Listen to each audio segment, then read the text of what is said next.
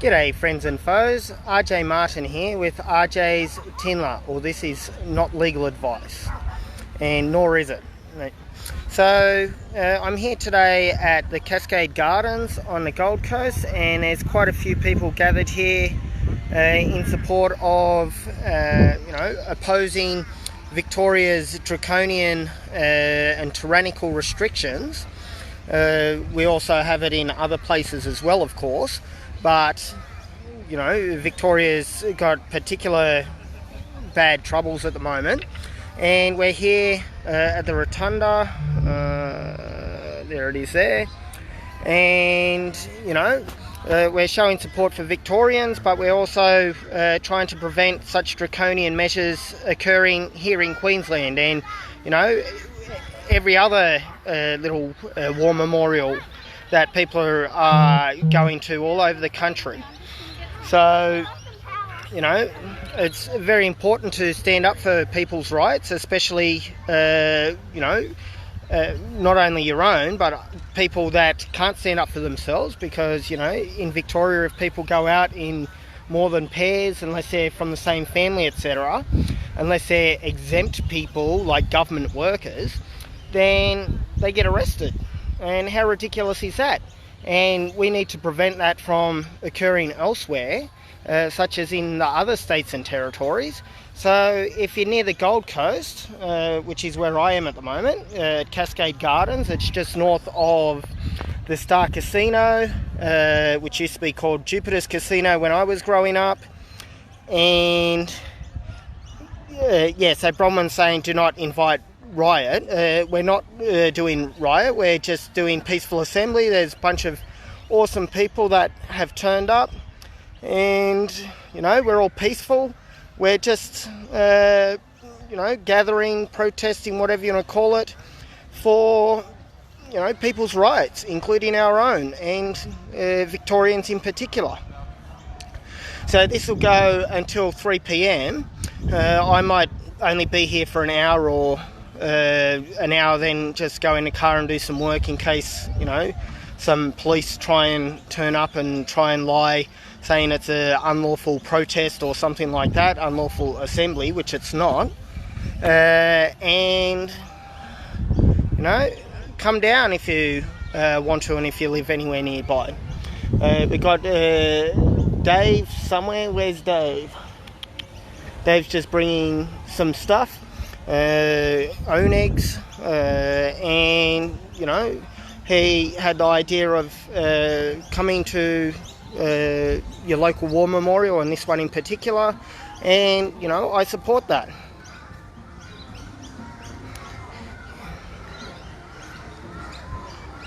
You need to say this, you do not invite. So I am inviting people to come here though. And of course, if you're sick and think you've got COVID symptoms or the flu or anything else, then don't come, because of course that's just being responsible and a nice person. And of course there's social distancing, blah blah blah, where reasonably practicable. Which of course, if people are doing group photos, then I submit that it's reasonably practicable to not be within 1.5 metres, or having a 1.5 metre exclusion zone, I should say.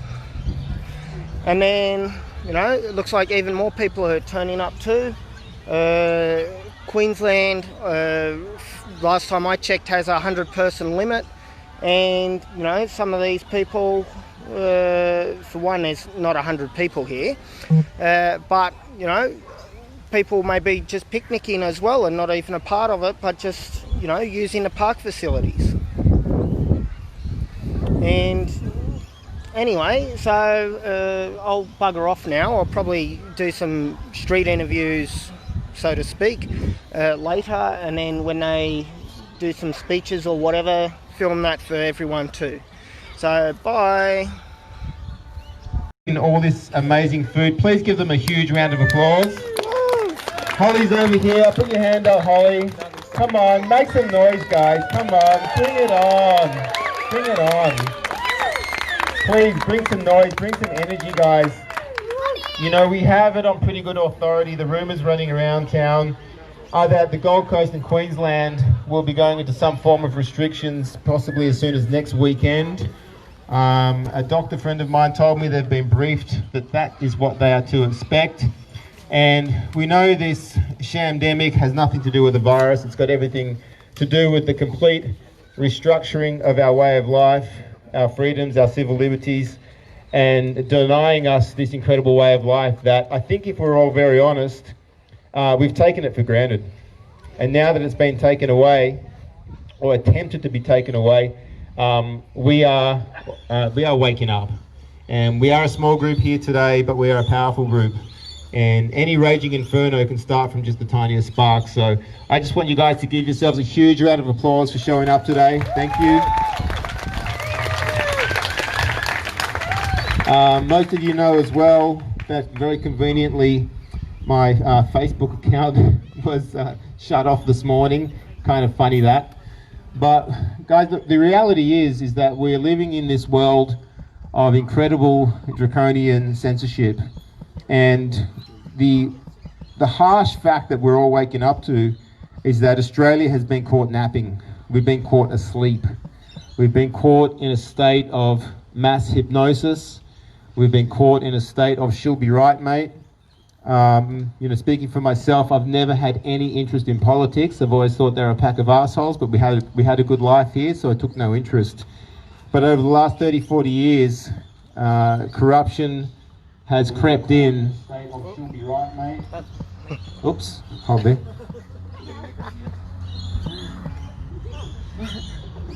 Well, that was good enough here. We've been caught napping, guys, and Australia has been identified as a soft target. And in living memory, we've had no major conflict in this country. We've never had it tough. We've had it incredibly good. We've had the standard of living that has been absolutely phenomenal. But because we are a small population, and because we have no borders and we have no guns and we have corruption that's been selling us out for the last 30, 40 years, our country is actually in extreme danger. And I firmly state that we are currently in a state of war right now in Australia. And 99% of the people haven't quite caught on to the fact that we are under psychological war, there's a propaganda war, there's all-out economic war being waged on Australia. And this virus, which is hardly enough to, I think Max was just saying it's, you know, you're more likely to die of skin rash, but it's a biological war as well, or at least the idea of a biological war. But guys, I really encourage you to please live stream what we're doing right now. Please, if you get a second, go to your phones into your settings and put on Do Not Disturb so no one can call you whilst we stream this. And please encourage anyone on your social media to share this. But we've got a very special guest here who's come down this afternoon. He's someone who is one of the people who woke me up out of my hypnosis, out of my illusion that everything was okay, mate, in Australia. Because there's nothing okay with what's going on, especially with what's going on in Victoria. We have our citizens down there living in a Gestapo-style gulag. They can't see each other, they can't show their faces, they can't breathe, there's police brutality, they're living in fear, women are being arrested and manhandled and brutalized by this absolute insanity that has crept into our country down there. Now, one of the people who helped me snap out of this collective, I guess, mass hypnosis was the guest who's arrived here today. His videos have gone viral all around the world. His channel on YouTube is The Crow House. I encourage you to subscribe immediately. But he has been the voice for Australia for around 35 years now, trying desperately to wake Australia up to what is coming. And now it's here. It's here. We can see that our country and our sovereignty and our freedom is under threat like we never imagined. And so, guys, we have Max Egan here today. Max, show your hand, please. Give him a huge round of applause, guys. Now, if you don't know Max and his work, who's heard of David Icke before? Okay, I would call Max the Australian version of David Icke. He has been working tirelessly on this. His knowledge is incredible. He cuts straight through with absolute truth. And I really want you guys to give him a huge, huge, huge round of applause. Make him feel really welcome and listen to what he's got to say. Max Egan. Make some noise, guys. Make some noise.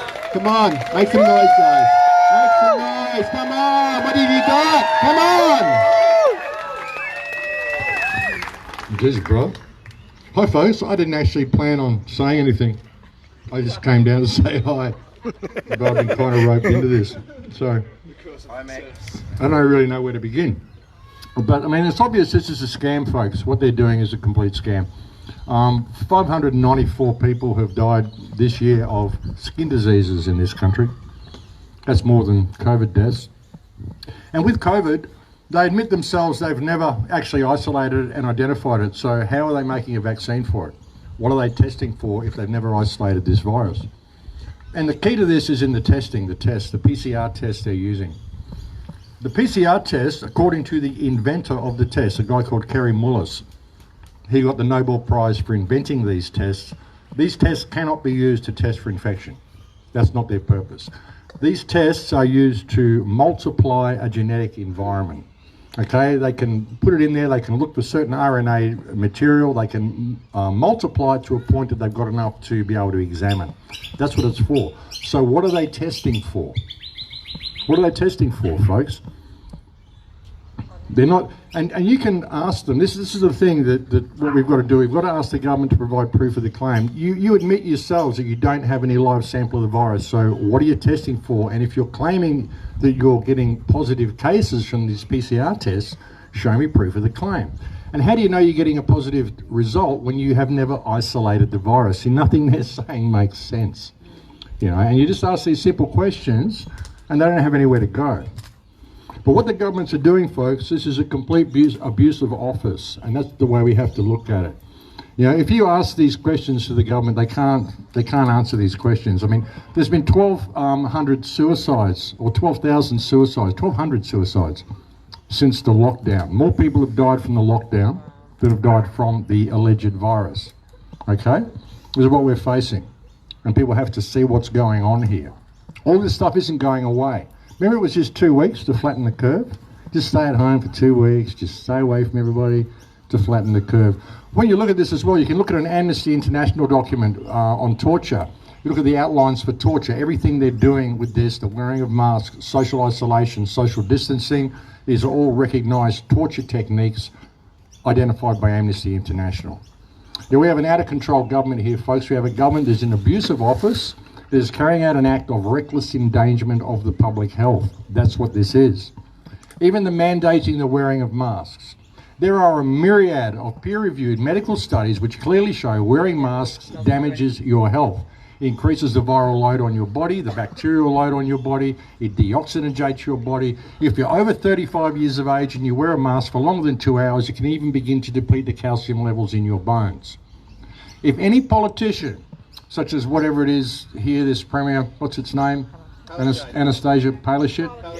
Palaszczuk. And that Barry Jerkoff down in New South Wales, and that little fucking rodent that's running Victoria, Danny Hunchback. These people mandating the wearing of masks, you are mandating that people must perform an act of self-harm in order to leave their home. This is reckless endangerment of the public health. If you're claiming me wearing a mask protects me from you or you from me, I require you to provide proof of that claim. Because what you're saying is anti-science. You love to use that term, don't you? Well, it's anti-science. You are going directly against peer-reviewed medical studies, and we need you to provide the studies that you've got to back up one single word that you are saying. Ask that question to them and watch them backpedal and run from the room because they can't answer the question. You know, if you're claiming this is a pandemic, well, why aren't we seeing dead people? It doesn't matter how many people test positive for COVID-19 or corona. You can't even say they're testing positive for COVID-19 because you've never isolated the virus. You don't know exactly what you're testing for, and you're using a PCR test which simply looks for genetic material, not for COVID-19. And what is COVID-19 when you've never frickin' isolated it? Answer the questions.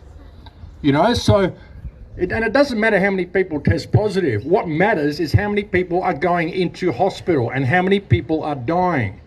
And when you got cases in Victoria where like if someone dies, there was someone who died from terminal cancer.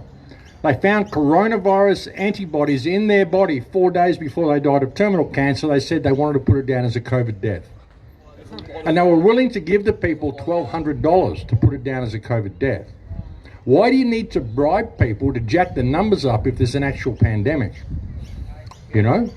A pandemic which has killed less people in this country than skin disease this year. How many people you know die of skin disease? You know anybody who's died of COVID-19? Do you know anybody who knows anybody who's died of COVID-19? You know, it's crazy. There is no pandemic, folks. It's a complete scam. And it's obvious, it's so transparent that it defies analysis that people can't see it. It's just the media lies. The media lies. Oh, more people testing positive, more people testing positive. Doesn't matter. Anybody you test for coronavirus antibodies is virtually going to have them because coronavirus is a common cold. And you've never positively identified COVID-19. You've just said there is a pandemic that has flu-like symptoms and you've locked the whole world down as a result. But you look at what they've done, folks. Look at all the stuff they've rolled out as a result, as a response to COVID. No, it was already there. COVID was simply the trigger they needed to initiate the response they wanted to initiate, and it's a worldwide response. A global police state, lock everybody down, crash the food chain, crash the supply chain, remove the middle class, reduce everybody down to being on a welfare state, so they've all got to get their government handouts, so they've all got to do what they're told. That's what it's about, folks. You know, what we've got to understand here is that the federal government itself, I mean, it's an invalid enterprise. The state governments are invalid enterprise. They're all corporate enterprises anyway. They're all completely invalid. The mere concept that a corporation can have any control over a living man or woman is ludicrous to the extreme anyway. But we just go along with all this. But if people don't start pushing back against the government, we're going to head to where we're inevitably going to head, and that's the way it's going to go. And there's not much we can do about it because the sleeping masses are just going to drive us in there. And that's what I was saying before. One of the best things people who are awake could do, I believe, is to treaty with the tribal people of this country. Because the tribal people still hold the law on this land, on this country. And, you know, I say this to people and they say, oh, you're talking about giving the land back to the Aboriginals. No, I'm not. You know, for a state, Aboriginal is a non-existent term. It's a ridiculous term. It shouldn't even be there. There are no Aboriginals on this land. There are tribal people. And they're not Aboriginals. They're not ab-original, non-original, okay? It's a disgusting term. But if we can identify the fact that there are actually two laws on this land, which has been acknowledged by the federal government, then you can step outside their system. You can step outside their jurisdiction. And that way you can just step back into tribal law, or you can live your life and walk away from this whole system. The problem is what the system's going to do. I mean, what they're intending to do, folks, they really want to break down the supply chain. They've already done a pretty damn good job of it. There's going to be massive food shortages in the next few months. I don't know if anybody of you have realised that, but you need to be stocking up. There's going to be massive food shortages. I wouldn't even be surprised if they come along and say, oh, we're finding out that the birds are carrying it, avian flu, you've got to kill all your chickens. Wouldn't even be surprised if they do that sort of stuff. They're shutting down the food chain everywhere. They don't want people to be able to survive what's coming. And they do this every 100 years or so. Every 200 years they have a massive population cull, and they call it a plague or a pandemic. Oh. Whoops. Hold the phone. We run out of power. Yep. Here we go, we're on to it. Okay. But that's what happens, folks. They call it a pandemic. You can hear me anyway. I don't need a megaphone. You can hear me anyway, can't you? And they do this every 100 years or so, folks, and that's all we're heading for. Doesn't surprise me. What happens to me, folks? We're back. We're back. Oh, we're back. Look out. Hey, we're back. So you can treat it with the tribal people, because the tribal people, and this is acknowledged by their law as well. Ever heard of the Recognition Act? Julia Gillard introduced the Recognition Act. The Recognition Act was to say, yes, we recognise there are two mobs here. There are two laws on this land. We never brought the Aboriginal people into the Constitution. So we want to bring them in so we're all under one law. And the tribal people, they said, well, thank you for making that legal distinction. No contract, which was great. And then on the 21st of February this year, I think it was the 21st of February, it might have been the 12th, I think it was the 21st, the Supreme Court actually acknowledged there are three types of people in this country. There are citizens, there are aliens, and there is non-citizen, non-alien. And that is the tribal people. And they are under their own law. And you can step outside the Crown law anytime you want and step back into tribal law by treating or even being adopted into the tribes. You can have their law there. Like I've got a coat that I can put on if I want to walk into their Crown system. Now I can use their instruments, like their license and their registration. I mean, I'll use it. I'll register my car. I'll have a license because I don't want to be harassed by some brain-dead moron dressed like Batman every 5 minutes of the day because I haven't got plates on my car. I'm quite prepared to do this just so I can freaking travel freely and get, navigate through the morons that control the streets, So that's fine. You can use their instruments anytime you want, but you can step outside that as well. Because this is tribal land. And I'm a Numbal man, I'm a tribal man, and I'm here with the permission of the Githable people and the Nrakal people, and this is their country. I can be here with their country, and if anyone's claiming I'm not, I can't, and they have authority over me, well, who are they? A conversation I've actually had with the Queensland police officer was he said to me one time, you're in the state of Queensland, so you need to abide by the laws of the state of Queensland. And I said to him, how am I in the state of Queensland? The state of Queensland is defined by lines on a map. I'm not standing on a map. I'm standing on country. I'm standing on Githable country. And I'm in a state of confusion at your claim that I'm in a state of Queensland. Because a state of Queensland is a mental state. You believe you are in that state where you are governed by those laws. When really there's only one law, do no harm. Do no harm, allow no harm to be done to anybody else, cause no harm, injury or loss. That is the law. That's the only law. And everything the government's doing is causing harm, injury and loss. Everything they've done as a response to this alleged pandemic is causing harm, injury and loss. It's abuse of office, reckless endangerment of the public health. And if we ask them to show cause, well, they shouldn't be prosecuted for abuse of office and reckless endangerment of the public health, and to please back up one single thing that they are saying. We don't care about your Freedom of Information Act and all this shit. It's a man and a woman talking to a man and a woman. That's it. We don't care about your office. We don't care about your uniform. It's you and me. And you're fucking us over and we want to know why. You want me to prove one single thing you're saying. We don't care about your little books and your little courts of law and your little guys there with your freaking horsehair heads and your fucking black robes and all this shit. There's people here, men and women, dealing with people on our country. That's what we've got to do, folks. We've got to really step back into what it means to be human. We are all sovereign. But even that is a loaded term, sovereign citizen. No, if people say I'm a sovereign citizen, well, no, you're a fucking idiot, because you can't be a sovereign and a citizen at the same time. Okay, if you're a citizen, you're not sovereign. And if you're not sovereign and someone says you're not sovereign, ask them for proof of claim. If you're claiming you have any right of ownership over me, please produce a contract bearing the wet ink signature of God, which gave you permission to own this vessel that I inhabit. And you base your whole legal system on ecclesiastic law, don't you? The law of God. It says on page 2 of that book, God created man, gave man dominion over the earth. What's my name? My name is man. It's the same as your name, same as your name, your name. That's our name, So that's the attitude we've got to have, folks. We've got to call these people out and we've got to ask them, instead of going about this and making claims, we think this, ask them just to prove one claim they're making, because they can't.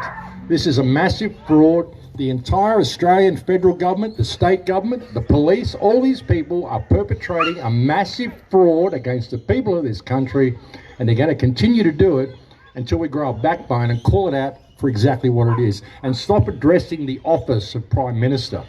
Address that bitch standing there and what she's saying, not her office. She's in abuse of that office. She doesn't even have the authority to say anything in regard to that office, because she has used that office to delegate herself power she does not have any right to have. It isn't even an abuse of power. It's using that office to grant yourself powers you have no right to have. And every government says we get the powers we get from the people. Okay, well, do I have the power to put you in a cage if you don't do what I say? No. Well, how can I delegate that power to you? I didn't. You just made it up. So that's what we've got to do, folks. We've just got to push back. We've got to do it in the right way. Ask them to explain themselves. And get in touch with the tribal people. A lot of good tribal people around here. Get in touch with the tribal people, treaty with the tribes, step back into the real law of this country, step out of their bullshit. It's all bullshit, folks. But that's about all I really need to say on it. Like I said, I didn't plan on saying anything. I just came to meet Dave and say hi. And thank you for all you guys for wanting to come and stand up and push back and make a difference. Make a difference in your community, folks. Get involved and lead by example in all that you do, and we will change the direction that we're going. We will. Thanks for listening.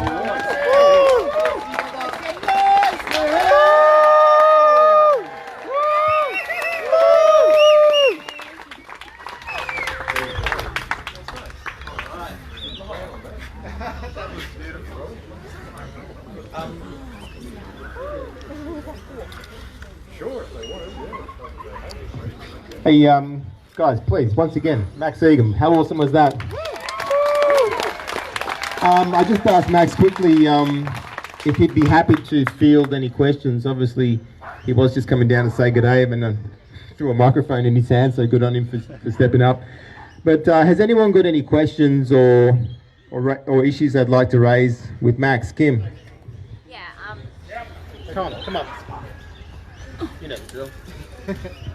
First of all, thanks Max for coming down, and let's give it up for Dave for putting this whole thing on. Let's give him some recognition. So, Max, my question is, thank you for your information, and I think what myself and a lot of other people are wanting to know is what are the practical steps that we can take on a daily basis, or what are the top 5 things that we need to do to action exactly what you've just said. So in order for us to, number one, know our rights, where do we get that information from? And how do we easily educate people without trying to give them a fire hose of information all at once? Because there's a lot of people out there who they're only just starting to wake up. And so all of this is quite daunting for them. I mean, I think a lot of us here today are educated, that's why we are here. But for people who are just starting to wake up and they're just starting to see the forest for the trees, what's an easy and simple way to get them to start to just have a little bit of awareness? And what can we do what are the action steps that we can do to implement what you've shared with us today? Leading by example.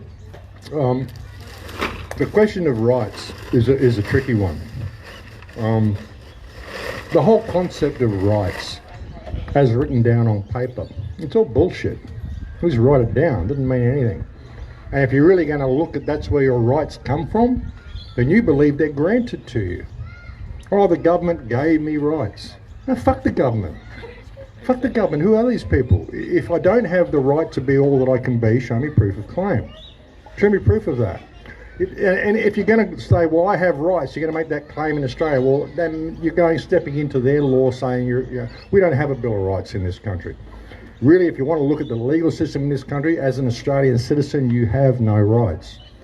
But what is a right? What is a human right? Can anyone name what a human right is? A human right is the opposite of a human wrong. Let that sink in. Right behaviour. I engage myself in right behaviour all the time that I can. Everything I do with a purpose, with heart. I don't cause harm, injury or loss to anybody. If you're claiming I'm inflicting on anybody's rights, show me proof of claim. That's the attitude. There is no legal remedy. There is no political remedy. There's no one you can vote in. There's no one you can vote out. How you can make a difference, you can put up notices on notice boards, public memes on notice boards. When you see someone wearing a mask, you can say, gee, you look lovely today, smile for me. And I say, masks are bad for you, aren't they? They increase the viral load on your body, and wearing masks goes directly against all medical advice, and you shouldn't be wearing one. And if the government's making you wear one, they're mandating that you perform an act of self-harm. So that's people.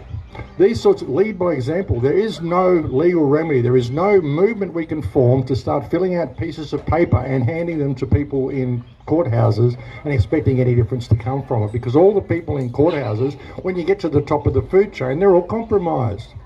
They're all compromised. The world's run by a pedophile club masquerading as a system of international government. That's right. You what? They're not human. You could say that. But you know, you've got to stop thinking of things like countries going against each other. America isn't going to war with China. Australia isn't going to war with China. America, China and Australia, the governments are all working together at the top of things. You think you could get rid of the whole concept of enemies of people? You've got one criminal cabal masquerading as a system of international governments who play each other off against each other all the time, and they try out their little mechanisms to lead us to where they want to go. And it's a worldwide thing.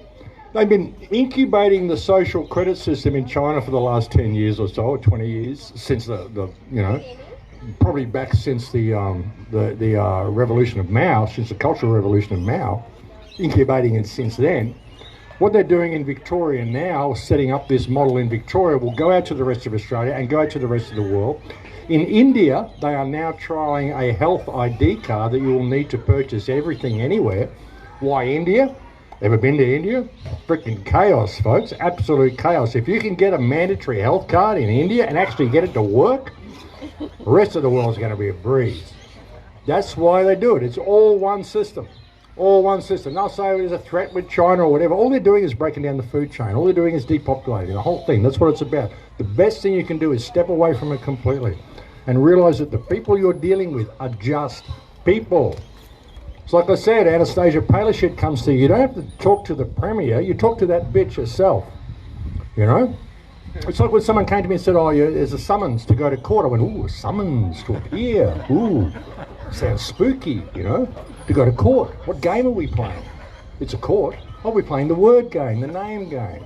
Well, I'm sorry, I can't answer a summons because I'm not actually dead. I can't just kind of appear somewhere. I'll come and visit with you if you want, and we'll talk about this shit. Yeah, we're not going to answer a summons because, what are you, having a seance down there or something? You know, where are we going with this shit? You know? So they came to me and said, oh, you haven't paid taxes, the ATO, the Australian Tax Office. Who's the Australian Tax Office? Bring them down here, I'd like to talk to them. Oh, you can't, it's a big building, is it?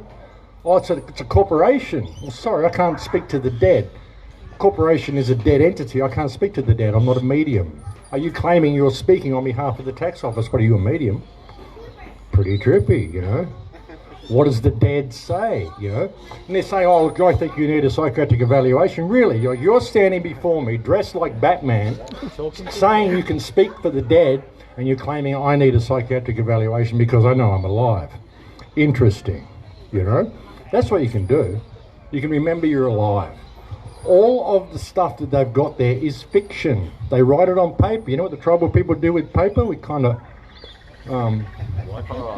you know, you need it sometimes when you go to the bathroom, you know? But it's just shit they write on paper. It doesn't mean anything. It's just stuff they write down, and it's the colour of law. It's not law. There's only one law, do no harm. Cause no harm, injury or loss. Government isn't doing that. That's the way through, darling. There's no movement you can start. If it's a movement of the heart, it's a spiritual battle we're facing here, folks, on every level. You know, the mere fact that you believe you have owners, the mere fact that you would believe that anybody can have any right of authority over you at all. It's that book by Larkin Rose, The Most Dangerous Superstition, the belief in authority. Where does it come from? You know, we go to school, we get taught all this stuff, and we get told it's terrorism. Everything the government does is terrorism. Terrorism, the Oxford English Dictionary clearly defines terrorism as violence or the threat of violence carried out against civilians as a means of coercion, often for political reasons. That's their entire scholastic system, folks. You go to school, do what you're told, I'll put you in a cage. Do what you're told, stand in the corner, dunce hats, cane. You know, you leave school, do what you're told, punishment, punishment, punishment. It's terrorism. Terrorism, our whole system, our whole social system, our whole economic system, our whole legal system, our whole educational system has its roots and its foundations in terrorism. And medical terrorism is what we're facing now, medical martial law. There goes your power. Oh, there we go again. There's our power, Sim. There goes our power again. Censorship. You mentioned medical system, bro. Yeah, there you go. Few taboo words, mate. The YouTube algorithms kind of work in real life as well. The whole world's becoming YouTube. What is reality? Well, you know what they I've been deleted from YouTube, by the way. I still have my backup channel going, but my main channel that was there for 13 and a half years, 237,000 subscribers, 26.6 million video views. Gone, switched off. No warning, no letter, no slap on the wrist, nothing, just gone. Thanks for coming, you're gone. Lovely, wonderful. But yeah, I mean, that's the way. That's really the way. I hope that answered something. Any other questions, folks? You got a question? Listen, I've been a bit of a scallywag in my days, and So we all have. and you know, run foul of the system every now and then. How would you say is the best way to deal with your on the street cop if you're confronted or they're trying to hassle you or whatever? On the street cops, this is the 104 club, folks. These people don't have IQs over 104. Okay, and that's true. It's on the police induction. If you score over 104, you get rejected. Okay, you can actually be too intelligent for the police force. What you do with a cop on the street is you say yes sir, no sir, 3 bags full sir, and you get out of their company as quickly as you possibly can, because they are brain dead morons who will hurt you and can hurt you because they love to do it, and they will, with any excuse. And then if you have to go to court, you can deal with it that way. Now, the first thing you do when you walk into court is you can say, well, hang on, I've got a problem with this document you sent me, this summons, if you want to go there. I mean, I never walk into the dock. I always stand in the doorway. So I've got a problem with this document here. This all capitals, you've got my name here in all capitals. I'd like to know why my last name is first and why my first name is last. And I'd like to know what this all capitals text you've used is, because it doesn't appear to be a valid form of English. So I'd like to know what English styles manual the court used to compile this document. And they will bring the hammer down and put a stop on the case and tell you to get the fuck out of the room. Because that language is called dog Latin. It's not English. There is no word in English that can be written in all capital letters. As soon as you say, yes, that's my name, and I'm going to get this lawyer to speak for me, you're going in there saying, look, I'm a fucking idiot. I can't speak, I can't say my own name, I can't read my own name, and I'm such a fucking moron, I can't talk, I'm going to get this guy to do it for me. And he's going to represent me. I've gone to court and said, I don't need him. They say, oh, you're going to represent yourself. I say, no, I am myself. I don't need to represent myself. I am myself. I don't have to represent myself. And I want to know what this text is. And they can't answer the question because it isn't text. It's a scam. You can't have 2 jurisdictions on one document. I mean, there's lots of ways through this system, folks. You've got to realise it's all smoke and mirrors. It's all bullshit. And also we can't confirm our date of birth because someone else wrote it. Well, the date of birth, I mean, they'll say, is this your name? And I'll say, well, my name is Man. Are you after the legal name? I can give you the legal name, but it's not my name. The legal name is a little corporate entity created via an agreement entered into between my parents and the government. I've got my birth certificate in my pocket. You can look at it. It's got government stamps all over it. You don't see my signature on it anywhere. It's an instrument that I can use to operate in your world, but I don't own it. The government does. It's not my name. My name is Man. And I base that, I can give you that name without frivolity or vexation based on peer-reviewed anthropological information. If you have a problem with that name, take it up with an anthropologist. You know, the name on the legal name is my calling that I answer to, but it's not my name. You can't make me claim that name as mine. You're asking me to commit fraud. The government owns that name. It's a corporate entity created by this agreement that I use. It's a vessel that I use to operate in that corporate world. It's not my name, you know. It's just knowing that sort of stuff, you know.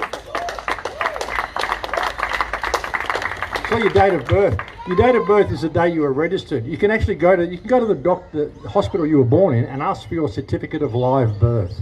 When you were born, the nurse pulled out a little piece of paper and they wrote on it with a biro the date and time, and they wrote born alive. And that went into a filing cabinet somewhere. And then your mother and father came back a few days later and they registered you and gave you a birthing certificate. Wow. But your certificate and the birth certificate, you're a corporation, a dead entity, but that certificate of live birth shows that actually I've got my certificate of live birth. I can prove I'm alive. See? You know? It's questions like that. Where do you live? Please come here. What's your address? I don't understand, you know? Where do you live? Well, I live in this vessel. You know? What's your address? Well, I don't have an address. If I had an address, I'd be stationary like a tree. I'm mobile, you know. Well, where do you live? Well, I live here. You know, if I stand here, now I'm living here. If I walk over there, now I'm living over there. Are you claiming there's somewhere I go where I'm not alive? But when they say, where do you live? And you go, oh, I live at 46 Shirley Street. You're saying, well, I'm not alive now. I'm only alive when I'm there. So now right here I'm dead, so I'm in your jurisdiction. See, it's a trick. It's all a trick, folks. It's about taking the contract. Yeah, and people say, where do you live? I'll say, is this a trick question? You know, I live. I'm standing here talking to you. Obviously I'm alive. I just don't understand the question, sorry. You know? And it fucks them up. But, you know, it's just understanding that you live in this vessel. That's where you live. All this other stuff, it's all fiction. And it's all smoke and mirrors, and they get you with fear. You walk in there and you give your power away and you stand in fear. You go onto the deck of that ship, you know, which is what courtrooms is. It's all ship, you know, maritime admiralty law. That's why there's a ramp out the front of the courtroom, folks. It's not for wheelchair access. You put a ramp out the front of the courtroom, they go, isn't that nice, wheelchair access. You get inside the courtroom, there's all steps everywhere. There's no fucking ramps inside. That's a boardwalk onto a ship. Deck of a ship. You're walking onto a ship, and when you're walking down into the centre part of the ship where all the business is conducted, that's why the judge is up high, and you've got to walk into the dock. It's all maritime admiralty shit. That's why I never walk into the dock. I always stand in the doorway, go, yeah, I'm here to address that matter. What's this text? Who are you people? Goodbye, have a nice day, fuck off. You know? But anyway, any more questions? I wonder if you could give us an understanding of the red flag. Understanding of the red flag. The That's not my flag. That's that's their flag. That's their bullshit stuff that they do. So what is that? What is the... Isn't that a military flag or a flag, the original flag, or what is it? Correct, the original flag of the Federation. The original flag of the Federation. Yeah. Okay. Yeah. See, even that's all their stuff. That's right. Yeah, it's all their stuff, and it's all smoke and mirrors. I mean, Federation, sure, if you want to go into that and start looking into the Constitution and all that sort of stuff, then you've got to start arguing points of law and all this shit and high courts and bottomless pit. Yeah, and eventually you're going to get there and you're going to find that one of those guys in the high courts belong to the same pedophile club as all the politicians. So it's a loaded deck. As soon as you walk in there, I mean, the judge works for the bar, the prosecutor works for the bar, your lawyer works for the bar. It's a freaking stacked deck. The only real entity in the courtroom is you. All those other people are registered in the courtroom are registered as non-entities. You're actually the only registered entity in the courtroom, which means it's your court anyway. So what are you even doing talking to those people? You know, why aren't they listening to you? You should go in there and just take control of the situation. But you don't, because you go in there and say, well, I'm an idiot. I can't read my name or spell, and I'm too stupid to talk to myself, so I'm going to get this guy to do it. And he's just going to nail me to the wall according to your rules. And I'll think he's gone into bat for me. No, it's a fucking stacked deck. They're all parasites, a lot of them. Max, one of your last videos, you were elaborating on what's coming as far as potentially coming, unless we push back, as far as biometrics, facial recognition, cashless society, that sort of thing. Yeah, that's where it's going. Full biometrics. Eventually, you'll have to pay for things with your face. This is where it's going.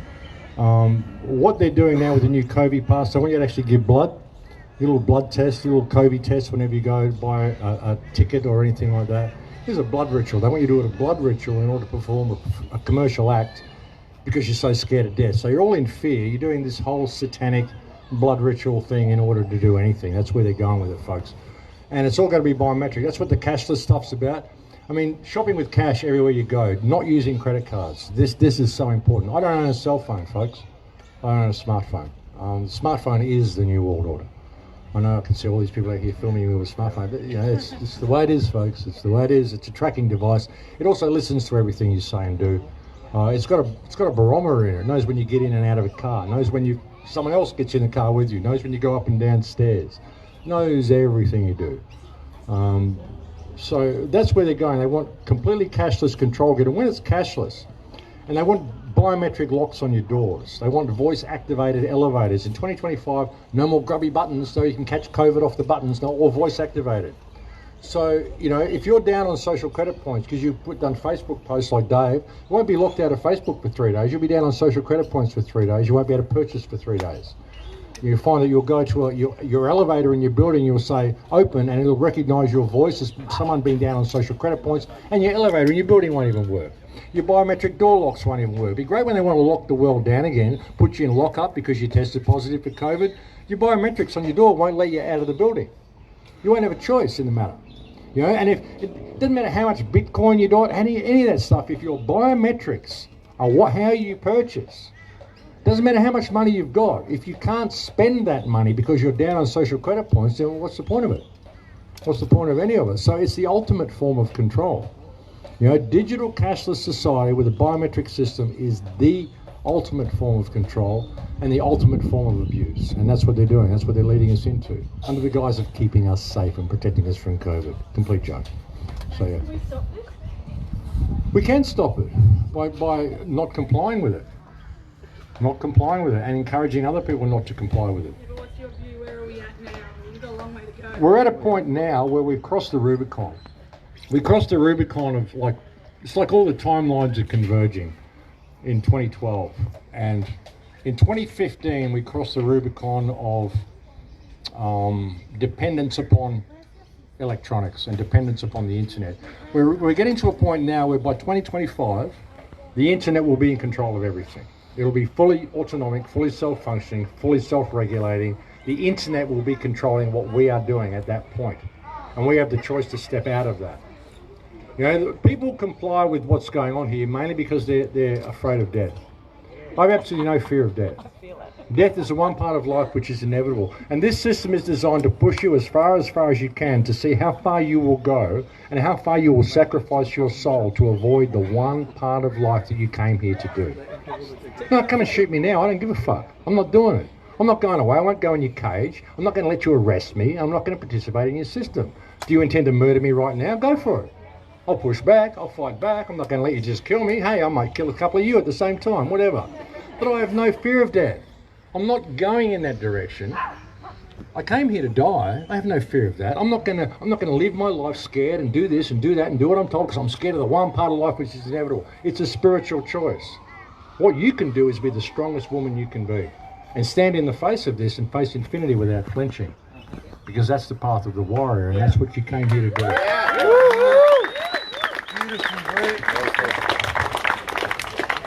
That's what we all came here to do, folks, is to face infinity without flinching. Because we've crossed the Rubicon. We're getting to the point now where it's going to go where it's going to go. And there's a lot of us which are an immovable object. But what we're facing is an unstoppable force. So when that unstoppable force hits that immovable object, it's going to go where it goes. And I have no stake in the outcome because this is just a temporary experience. I'm just a point of observation of all this. And I'll be gone soon, which is what I came here to do. Blink of an eye. I'm 63 now. I remember when I was 10, just the other day. It was just the other day. Honestly, if I'd known the ride had been this short, I doubt that I would have paid the fare. You know? I mean, honestly, what are you worried about? What are you worried about? Death? Fucking hell.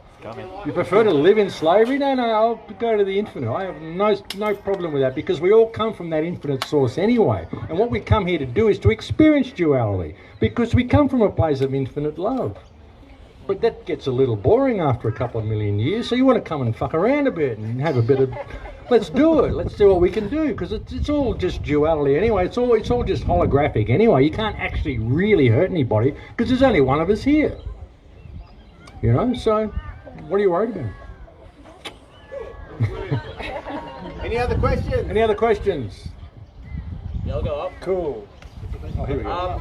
I'm sort of asking about everyone at the border in New South Wales, Coolangatta.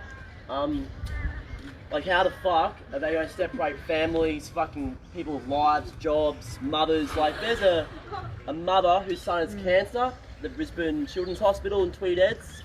She wasn't allowed to go up to give her son treatment for cancer. And when she went up there, she had to be locked in a room, isolation, couldn't go to the toilet. Downstairs to the cafe, bite to eat, nothing. She was treated like scum. And they got police checkpoints in Coolangatta. I've lived there for over 20 years and it's been an integrated community for fucking forever. And they're harassing me, everyone every day, cops.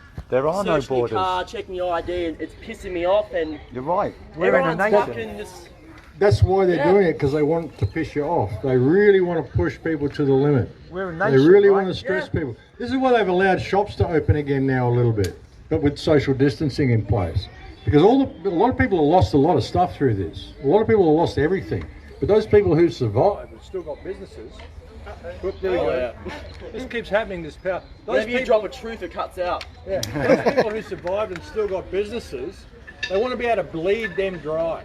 So you open your business still, but put social distancing in place, so you're only going to get half the clientele that you did have. You're going to be spending all your money trying to get this business up and running under the mistaken belief that it's all going to come back online when it isn't. And that way they get to bleed everybody dry. That's what it's all about, folks. You know, it's just a slow bleed that they're doing. I watched a talk with David Icke the other day, and he described it beautifully. He said, the force that's controlling the world here, it is so evil. I mean, you could call it evil, but if you did, then evil would probably take out a defamation suit against you. Brilliant. One of the most brilliant lines I've ever heard him say. You know, but that's really what we're facing, folks, and that's what it's going to come down to. It's going to come down to that unstoppable force hitting that immovable object, and it's going to go where it's going to go. The universe is about to change. The world is not going back to the way it was. That is just not happening. Even if everything went back now and they opened the door, so many businesses have gone down. The food chain has collapsed to such a degree. America is in a state of free fall. In 10 years from now, America will not be the America that we know. It'll just be a distant memory. But yeah, it's going to get really, really crazy in the next few months, and by the end of next year, we're going to be living in a very different world. So the best thing I can think people can do is form strong communities around them. Get out of the city if you can. Get places where there is food growing. Get places where you want to be. But when this next lockdown comes, it's going to be permanent. So you need to get where you want to be as quickly as possible. Where you want to stay, get there. And if you've got that community around you, you know, so much the better. But that's what we need to do. Max, when you say it's going to be permanent, and this is... Well, they want it to be permanent. Yeah, obviously, we understand that. But that's only if we accept it, right? Only if we accept it. That's what you're saying. Only if we accept it. But if people push back, ask for proof of claim, like I'm saying. They can't. You can't say this is a pandemic. If it's a pandemic, show me how. So, you know, show me you've isolated the virus. Show me what you're testing for, please. A big part of the problem is I don't even want to call them the people who call us tinfoil hat wearing, whatever they want to call us. Now, they need leadership, right? Because they can't think for themselves. So even if a new world order is created by people like us in the world that we want to live in, we still need to give those people leadership. They'll follow. You won't have to lead them. They'll follow anyway. But they'll still look for leadership. So how do we scrutinise? A lot of the people won't even know that anything has changed. They'll just go where the flow goes because that's what they do. You know, it's remarkable. It's really remarkable. You know, we could change the world and restructure it and get the whole tribes in charge, and all they would know would be what the newspaper told them. They'd be still going back to their work and doing it. They wouldn't know, and it won't make any difference to them, and they will never change. So when you say this permanent lockdown, it's only if we accept it. It's only if we accept it. So then there is no permanent lockdown. There is no permanent lockdown, but if they do it, well, there won't ever be any lockdown for me. I just won't do it. I mean, I haven't done it for a start. As soon as they told us we couldn't go anywhere, I started going out to national parks and doing all my walk and talks. You know, it's just we so value the word of speakers like yourself that we sometimes need just a little bit more explanation that permanent lockdown doesn't have to be for us. It doesn't have to be for anybody. But it's going to get to the...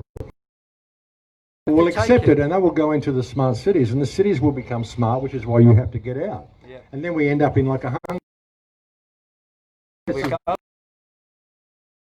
which is why they burnt all the Australia out and all that stuff. And that's something else I asked people. You know, when they burned out the country, that no one even remembers that anymore. They burnt the country out. Remember they relocated 1.5 million people from all those...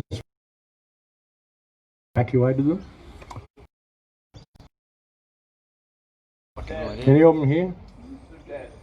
Anybody know where any of them went? 1.5 million people. There are a few of them. A couple of families here, a few families there. You're one of them? There you go. Well, there's one. There's one. Where's the other 1.4,999,000? But you know what I mean? Where'd they all go? Where'd they all go, folks? You know, what are they doing? Move 1.5 million Well, people. did they really? Yes, Exactly. So we only Exactly. know what we just given Exactly. fucking So how numbers. much of any of what they tell you is true? All we get is fucking numbers. Exactly. We don't get any proof. As Exactly. You You say. don't get it. Same as what the people that you're getting of these COVID cases. It's just the media. It's all media driven. You want COVID to go away? Turn off your TV. Yeah, I know. Yeah, that's right. But You know, New Zealand is obviously, you know, they're part of the Anzac tradition. They're brothers and sisters to us over there. We've got a few Kiwis here today. Sure. Kiwis. Very concerning state of affairs. We're hearing that they can knock on your door, test you for COVID, test positive, taken away for quarantine into facilities. This is pretty terrifying stuff. Yeah, well, that's what they want to do, and it's with the positive test. The PCR tests are the key to the whole thing, and the PCR tests are an illusion. You know, that's because the people aren't asking the right questions. They're not asking, well, hang on, what are you actually testing for? Now, New Zealand is in a pretty unique position as well. I mean, New Zealand could step outside the system as well. See, Australia and New Zealand are two countries in the rest of the world that could actually step outside the system, because there's never been any treaty, there's never been any war, there's never any invasion. When the Crown came here, Arthur Phillip walked up the beach. He stuck his toe in the sand. He put a stick with a rag hanging off it in the sand, and he said, "I claim this country for England." He had no right to do that. That's the equivalent of me going over to Europe, walking onto the shore of France, sticking a stick with a rag on it, and saying, "I claim Europe," because Scott Morrison said I could. It's the same thing. There were 30 nations here. You can't just walk onto the beach. As soon as he walked 7 paces up the beach and stuck his toe in the sand, he subjected himself to the law of the land.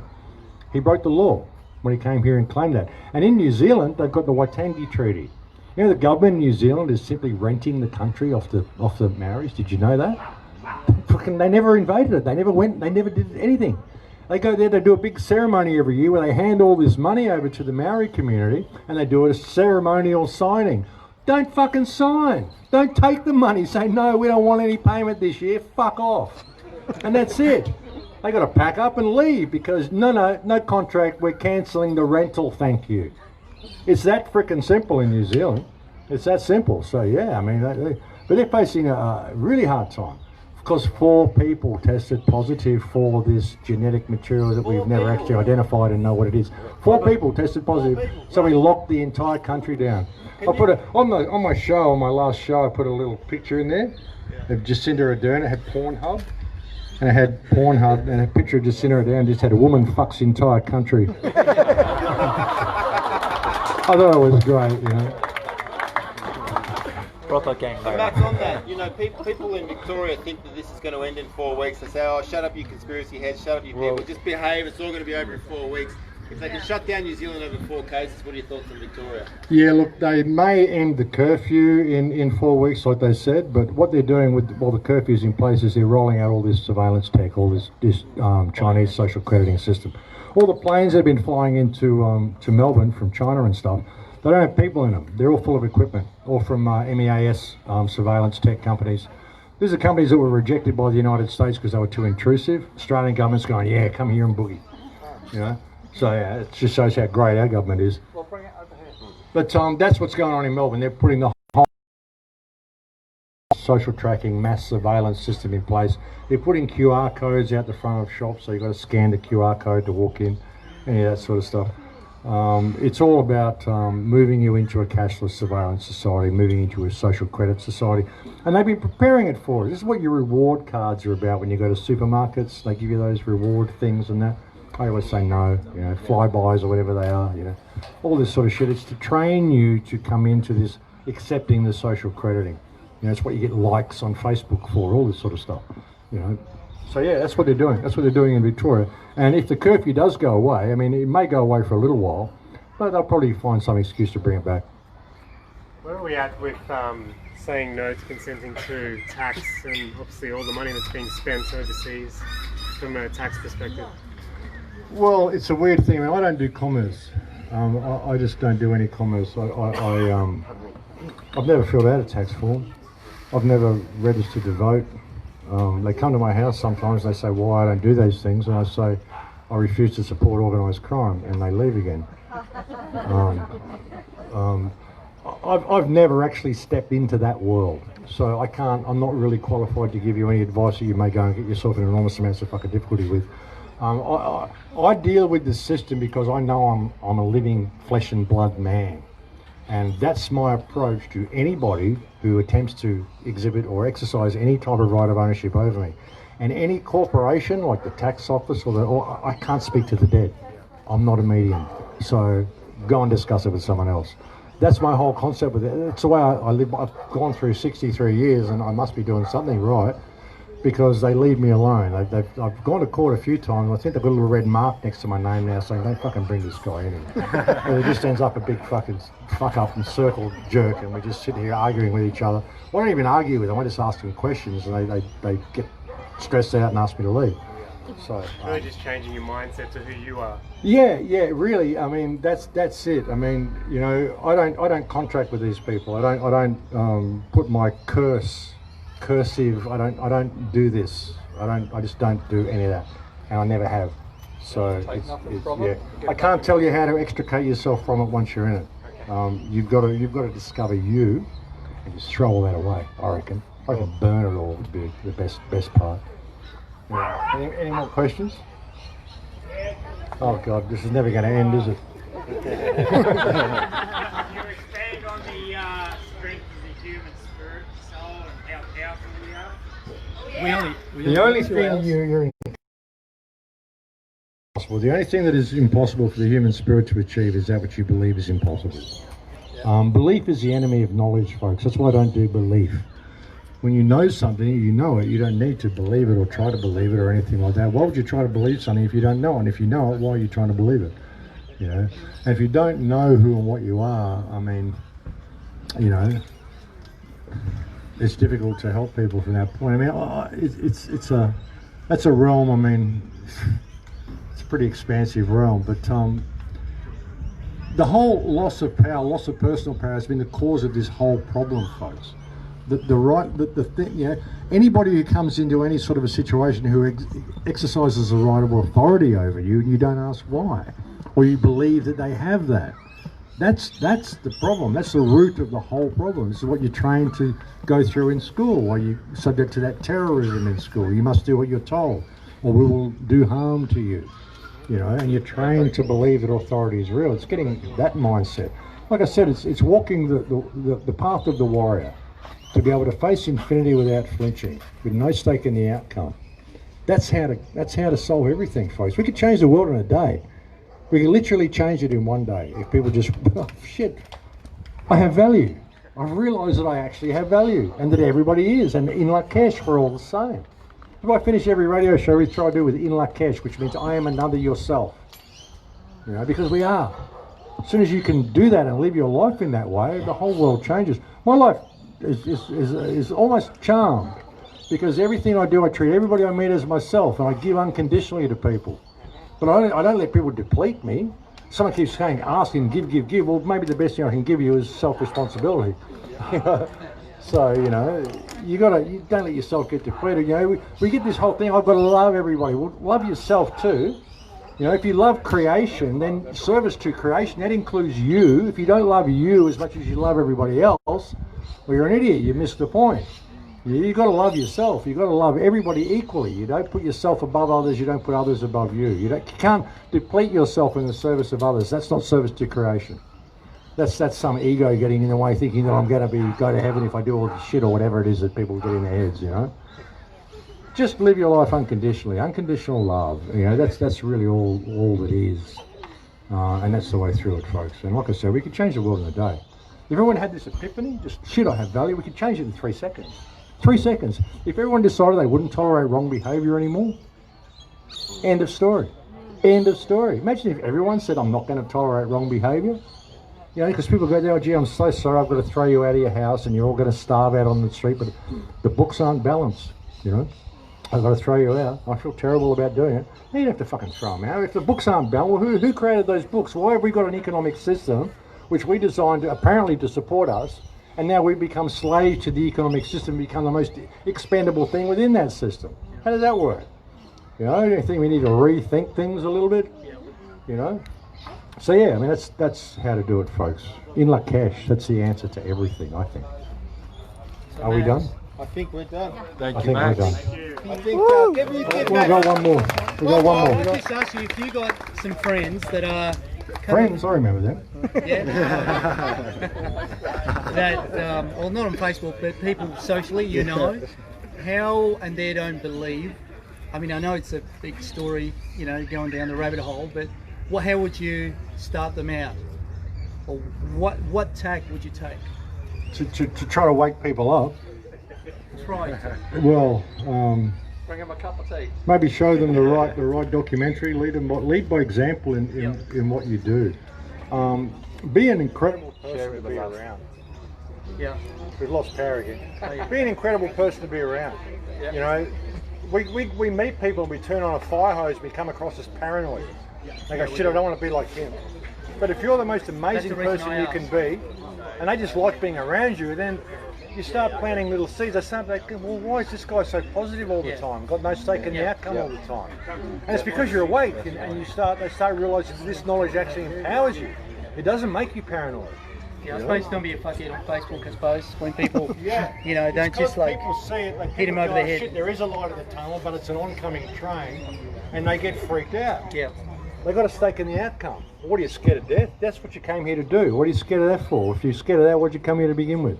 You just kill yourself now. You know? I mean, you know, people have this incredible fear of death because we're taught to fear death. A little bird will sit up in a tree and freeze to death in the winter without never feeling sorry for itself once. Not once. Does it think, oh gee, I deserve better? Bullshit. You know? So, you know, it's being all you can be and leading by example, being the best possible person you can, being the greatest friend, the greatest husband, the greatest father, the greatest person you can be. That's how to change the world, and that's how to lead people into the truth, by living that truth.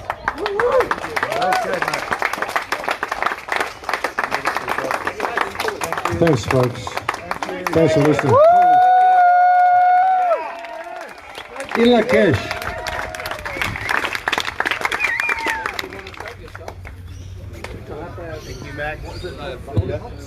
Thank you, Max. What a legend. How amazing was that? I thought we were going to get a crazy storm here and this whole thing was going to get washed out. I'm like, oh, geez, God, it would be nice if you could just clear the skies and make it nice and blue. And next minute, here we go. So we're all still here, which is happy days. We are looking for Jamie McIntyre. Is Jamie here yet? I know he's got a busy day on. He was coming down shortly, but I don't think he's here quite yet. Have you messaged him? In the meantime, guys, please stick around for a bit longer. We're going to hear from a good friend of mine shortly, Kim Burke, who's been feeling like a little bit traumatized lately with the stuff we've all been learning. The information overload is phenomenal. I think all of us relate to trying to wake up the people around us to the reality of the things that we're learning about our world. A lot of people that we know and that we love, they're in like a state of deep amnesia, state of deep hypnosis. But as we come out and we're learning things that are pretty, I guess they're pretty traumatic. We're learning about rampant pedophilia all throughout our society. We're learning that our elderly down in Victoria in particular, there's no way to sugarcoat it, guys. There's an act of genocide going on right down there in our country. Our elderly are dying alone. They're dying isolated. They have no voice. They are being subjected to horrific conditions. We're finding out that we've been pretty much lied to about every single thing imaginable our entire lives, and particularly from the mainstream media and obviously the education system, and it goes on ad infinitum. But Kim Burke's here today. I've known Kim Burke for several years now, and why I wanted Kim to say a few words today is about how to take care of your, I guess, your energy, your vibration, your mental health, because the information overload is overwhelming at times, okay? For us to stay strong and stay warriors, as Max was saying, we've got to stay strong in who we are and what we do, and not end up in a state of fear or end up in a state of anxiety, because that is all they want. If you ever turn on the freaking mainstream media, that is their currency. They have a saying in mainstream media, if it bleeds, it leads, right? The more gory, the more fear-mongering, the more horrible, the more awful. They put it at the front of the bulletin, okay? Anything, could be murder, horrific car accident, bombings, you name it. They love that stuff. The media is the mainstream media here in this country and around the world is completely disgusting. And that's putting it lightly. And then they'll intermix a little bit of Hollywood and a little bit of sport and then throw in the weather at the end. It's absolute mindfuckery to the next level. And so what you've got to be able to do is extrapolate yourself from that sort of negativity, learn information and assimilate it as you educate yourself about what's really going on. Jamie's 10 minutes. And then you've got to find ways to take care of yourself and your well-being. And that's why I really wanted to come down here today. Everyone's sitting on the grass. Isn't it beautiful? Yeah. Sit on the grass and reconnect to the earth and reconnect to the land. And come and see people and shake hands and hug. And there's been no social distancing here whatsoever. Is anyone scared of the dreaded Rona? No. Drinking VB. No, we're all drinking VB. But I've known Kim for almost 10 years now. And Kim is someone who's an entrepreneur. She's someone who, I guess she teaches mindset and how to stay clear and conscious without unraveling and falling into fear. And I called Kim yesterday. I said, look, Kim, I know you are a warrior and you are rock solid in your convictions and in your mindset. And would you come down and share some of your thoughts and beliefs and just some of your insights as to how you maintain your level of awareness during this crazy time that we're all in. So please come up, Kim Burke. Please give her a huge round of applause if you don't know her. Make some noise, guys. And if you're out the back, it would be great if you could pull it in a little bit tighter. If you could all come in a little bit closer, it would be amazing. I know you guys are kind of settled up there. You got a little shady spot. But just bring in your physical self. Come in a bit closer, bring in some energy, and make some noise for Kimmy Burke. Here we go, Kim. I'm just going to say one more thing because I forgot to, and Dave reminded me about the people in nursing homes, folks, how they're getting the figures with the people in nursing homes. Most of the figures come from people in nursing homes. You're aware of that. What happened, these people were in hospitals. The government pulled them out of hospital. They were in hospital because they needed treatment, emergency treatment. The government pulled them out of hospitals, put them into nursing homes, then isolated from their families, and they all died. Which is what happens when you take people that are in hospital, on treatment, out of hospital, and put them in nursing homes in order to free up space in the hospital for the COVID patients who never arrived. Every single person who died in a nursing home was murdered by proxy by government. It's important that people take that into account. And that's where they're getting their figures from, folks. Under this pretext of caring so much about old people, no, they're killing them. I just wanted to point that out. Sorry, butting in. Let's give it up for Max again. Thank you, Max. So my name is Kim Burke. I know I do know a few of you in the crowd, and some of you have heard me speak before. And so Dave just asked me to come down today, and really, I guess I just kind of want to kind of bring things back into equilibrium. Max was talking about the equilibrium, and you know, one thing that I've discovered in life is that everything in life happens in duality. Okay, so for every positive there's a negative, and for every negative there's a positive.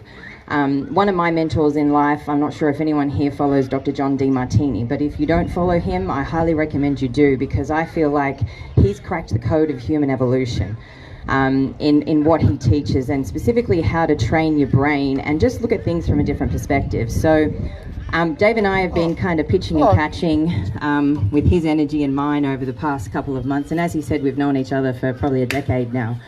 And so really what I wanted to share with you guys today, David asked me, you know, something I'm passionate about is helping people create extraordinary life, and whatever that might look like. Thank you very much. Good on you, man. Well done for all you do. Thank you. Videos are great. Yeah. When's your next call? The 21st. Yeah, good luck, man. Well done. Not too many people with gumption and a bit of spine these days. Yeah, I think you might go to the court. Yeah, I'm from Brisbane, 21st of which month? This month, so it's a Friday, next Friday. If I don't have to pick the kids up from school, I'll be there. It'll be in the morning though, won't it? Yeah, I think so. Either way, I should be able to make it. All right. No worries. It's up on Facebook. Though, isn't it? Yeah, it'll be on Horrible with dates and names. yeah. So I'll make like a maybe event page or something on Arjay Martin's for Australians page and Okay. set Parliament. I'd love to attend one. I'm no stranger to courts. Always on the good side. No worries. The defence side. Thanks very much. I'll just go there till our battery runs out. It's going to run out. Hello. What was your name? Nice to meet you. I'm Arjay. Thank you. And so one thing that I would really encourage you to do is look at how can you bring the equilibrium back. We've got all of this fear coming to us. We've got all this change coming at us. Max has just shared with us a completely different perspective on how to live our lives and who we are as, you know, a person, a being and a soul. And so the thing that DeMartini talks about is, you know, and something that I've become really focused on in my journey in life is catching the equilibrium. Do you have a biro and paper? Otherwise, do you have a biro and paper and can get your phone number? Sorry, but I can give you my number. Yeah, the phone's about to die. So, If you remember Jeans, yeah. without the S, that's my surname, J-E-A-N. First name's Wayne, W-A-Y-N-E. Yeah. Just hit me on Facebook. Yeah. I might forget your surname. I'm terrible with surnames. But yeah, afterwards, I'll just go to my car and get a pen. No worries.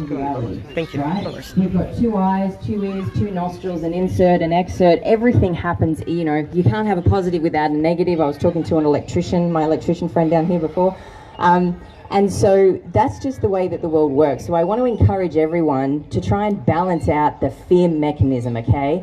Because when our emotions get high, our intellect gets low and we don't make good decisions. And what Max was saying before is, and certainly what I took away from what he was saying was, looking at things from a different perspective, like what he's just shared with us, it's going to take us out of that, you know, as soon as we start to get emotional or we get triggered. Who here, you know, sees something on Facebook or sees the police officer manhandling that 16-year-old girl down in Melbourne? And I was guilty as soon as I saw that video. I mean, you know, it set a fire inside my belly.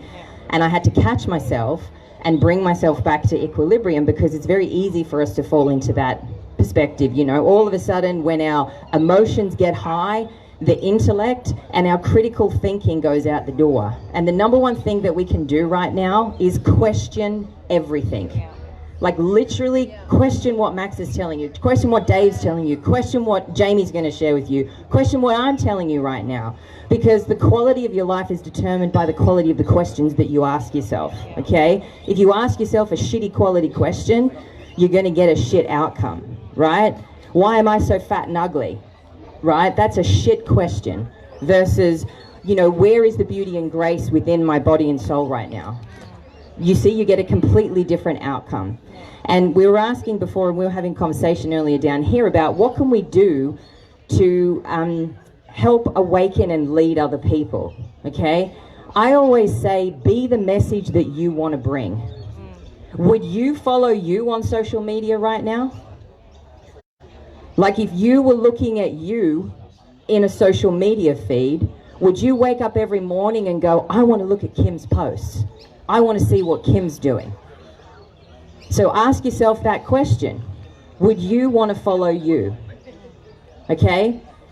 And I was listening to an audiobook yesterday, and this quote just really stood out, and I thought, you know what, it's perfect timing for me to share this. Become who you admire. So whoever it is that you admire right now, become that person.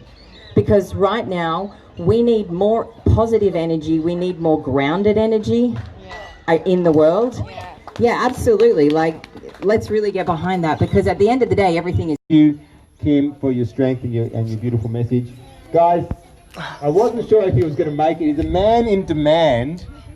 We did a video the other day when our next speaker, who'll wrap it up for us today, he completely and utterly annihilated the mainstream narrative around vaccinations, around COVID-19, around the corruption with the politicians, Bill Gates, Melinda Gates, the CSIRO. We did a live together on Facebook. It picked up 500,000 views.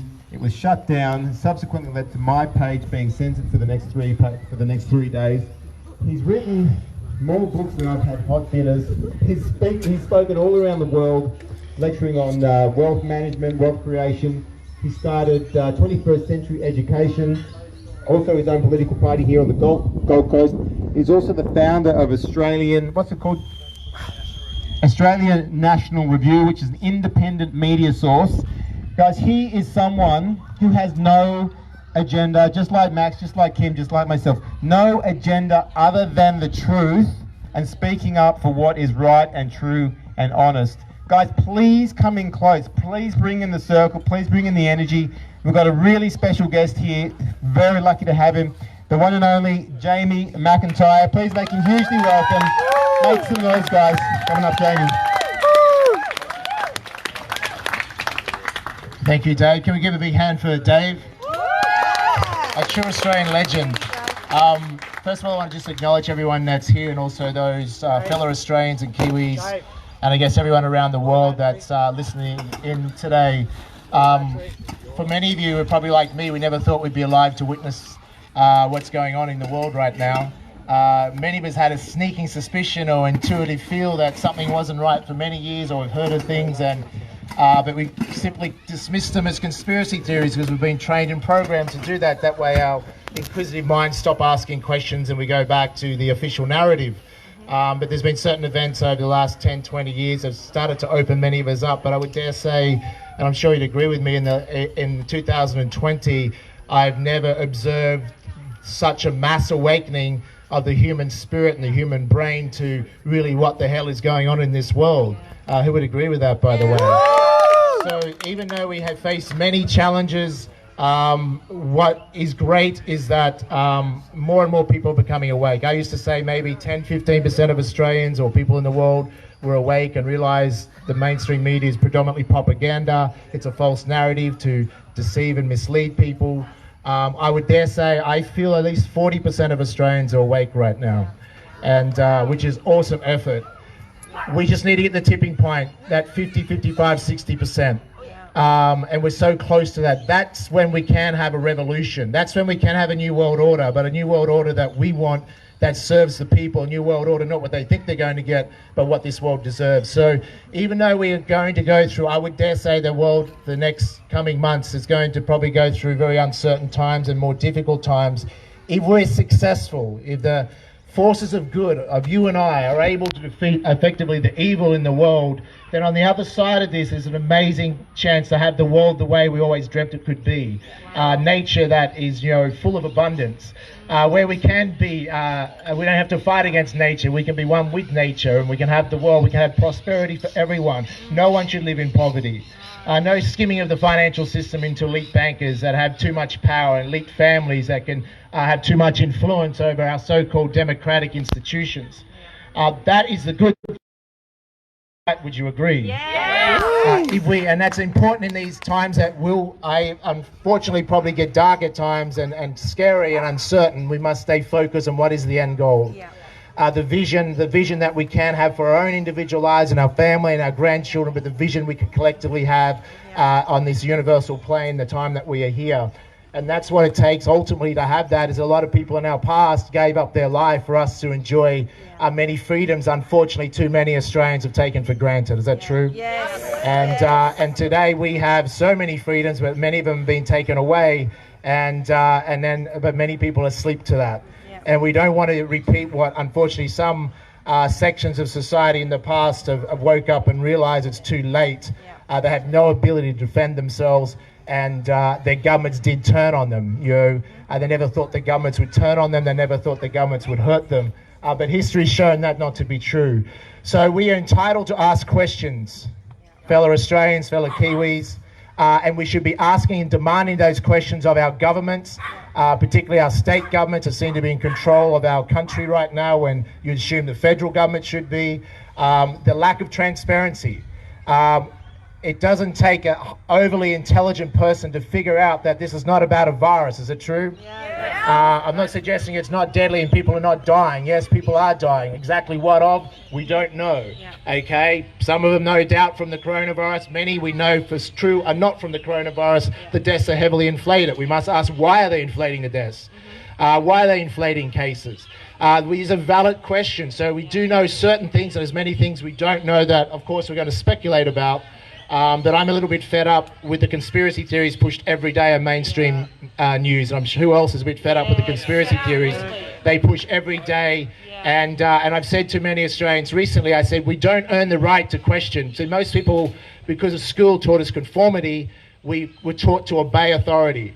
We're taught not to question, submit to the essay that the teacher will approve, not the one that we really want to do. And that taught us to just accept things. And too many people want to question any alternative narrative without first questioning what the Channel 7 News is telling you. Does that make sense? We don't earn the right to question alternative narratives until we first question the narrative pushed, the official narrative of mainstream media. When we question that and demand evidence of that, then we earn the right to start questioning other alternative narratives. Does that make sense? And unfortunately, there's about 55% or more of the population that still accepts what's on Channel 7 News or Channel 9 News to be the truth. And I can understand that. I mean, that's the way it used to be. But that is it's a disservice to humanity if we're not awake. Is that true? And what is so heartening is that there's so many people around the world that are waking up, and we're not alone. And we are an army, and we need to build a very big army because we don't know exactly what we're up against. We don't know exactly who's on our side and who's not. Okay? Unfortunately, there's a lack of politicians that will speak the truth in this country, that will stand up or even share with us what's going on. If what they're doing and what they have planned is for good purposes, they can certainly share with us what they are. Is that true? There's nothing to fear. But if they're lying about what they're doing, they're being non-transparent and dishonest, then we have every reason to suspect that something's up. And we have enough evidence now that something's definitely up. So as we go in the next few months, particularly to November, to the US election, things are going to get very, I would say, worse before they get better. So we must remain strong. We must build alliances. We must work together. Because there's a saying, as you know, united we stand, divided we fall. And this is key. They're going to continually try and divide us. Wear a mask, don't wear a mask. Vaccinate, don't vaccinate. Black lives matter, all lives matter. There continue ways to divide us. You know, Labor, Liberal, Democrat, Republican. Division, the art of war is to divide to conquer. So we must fight that back. And yes, a civil society should be able to argue with each other in a civil way. Is that true? And I encourage civil debate. I put up a $1 million challenge last week to challenge any Australian politician, any TV journalist or media presenter in this country to prove to us that COVID deaths are not inflated. I put up $1 million to bet one of my farms, real money, real assets, for them to challenge that. Because I call bullshit on the bullshit they've been feeding us in Australia. Does that make sense? And you have every right to call bullshit as well. And by calling bullshit doesn't mean you're a conspiracy theorist. The conspiracy theorists are mainstream media.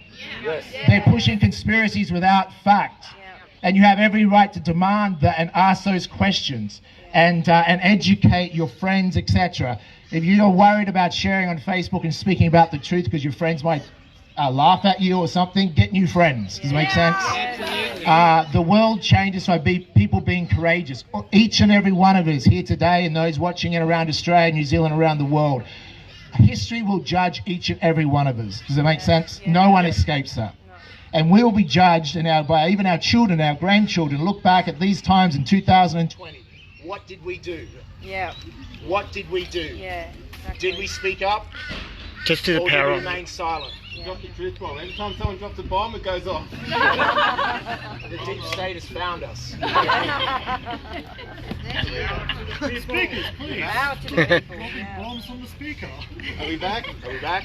No, not quite back yet, Tim. It just takes a few seconds after you press the power button again. Hasta la vista. So where I was up to, in other words, I have no idea. Please tell me. $1 million challenge. $1 million challenge. As far as that we are demanding the truth. History will judge history will judge us. So either way, are you worried what your friends are going to think, or are you worried what your grandchildren are going to think if you had no balls and no guts to speak up? Does that make sense?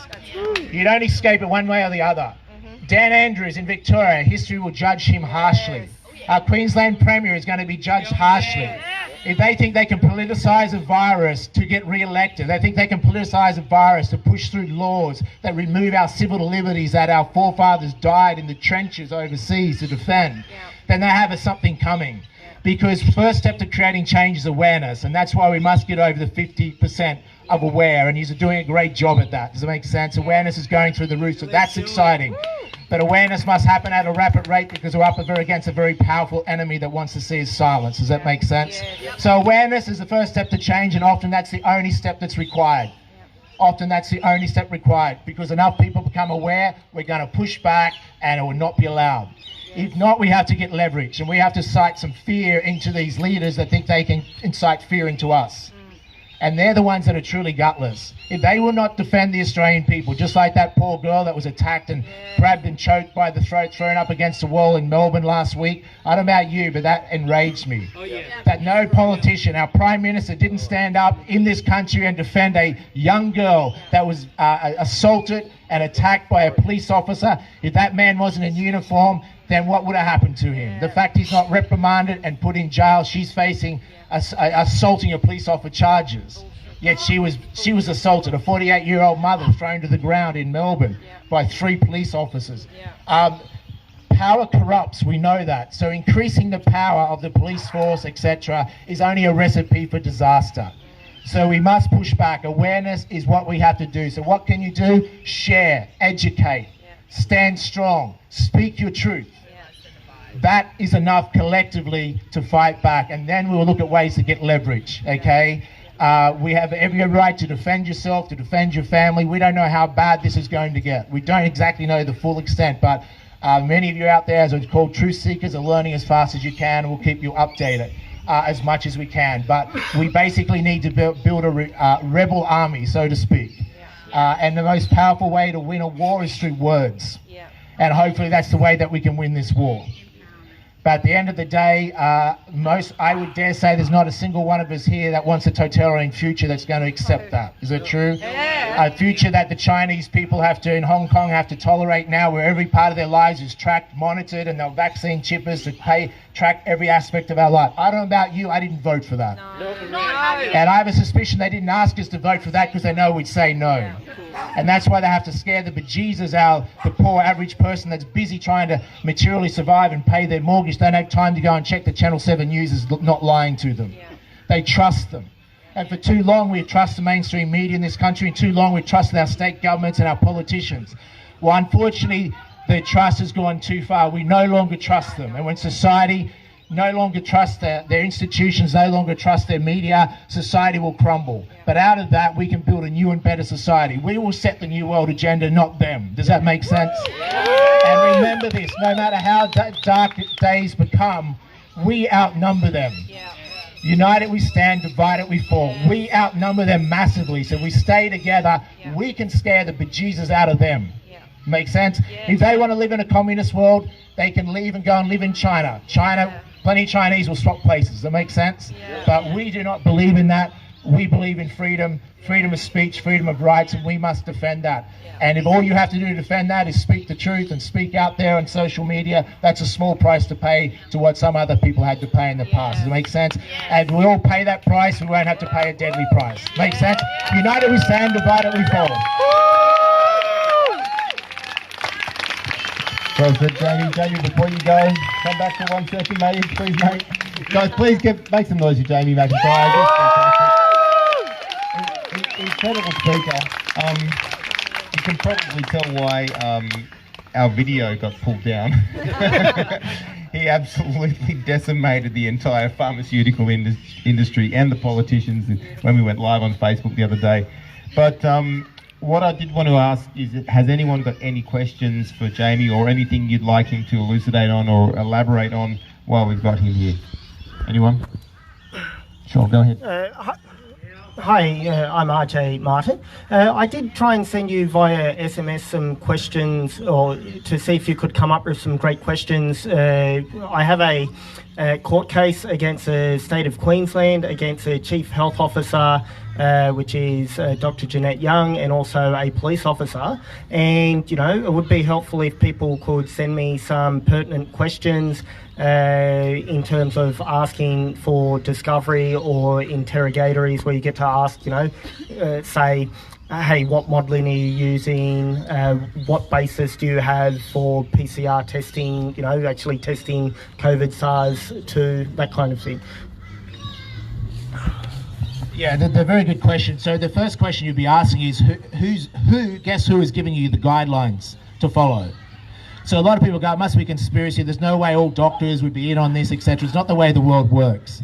WHO, the World Health Organization, is effectively the de facto one world government now. We always assumed it would have been the United Nations, which they've tried to be for years, but WHO, which, if you're not aware, in 2010 European Parliament motion that was passed said the drug companies, vaccine makers, have dangerous levels of influence over WHO, the World Health Organization. And they tried to hype a normal flu strain in South America in 2010 into a global pandemic. Therefore, that's why they changed the definition of a pandemic. So this time when they tried that scam again, Bill Gates and co. Bill Gates is the largest donor now to WHO, and he's a bully. He's not a philanthropist. Bill and Gates Foundation, Gates Foundation is a tax dodge. It's not charity, folks. And his dad was a con man, his friends with the Rockefellers and George Soros when he was younger. Bill Gates has been well bred as an ultimate con man. The man is dangerous, okay, because he has an agenda to be the savior of the world. He thinks he's going to do that through vaccines.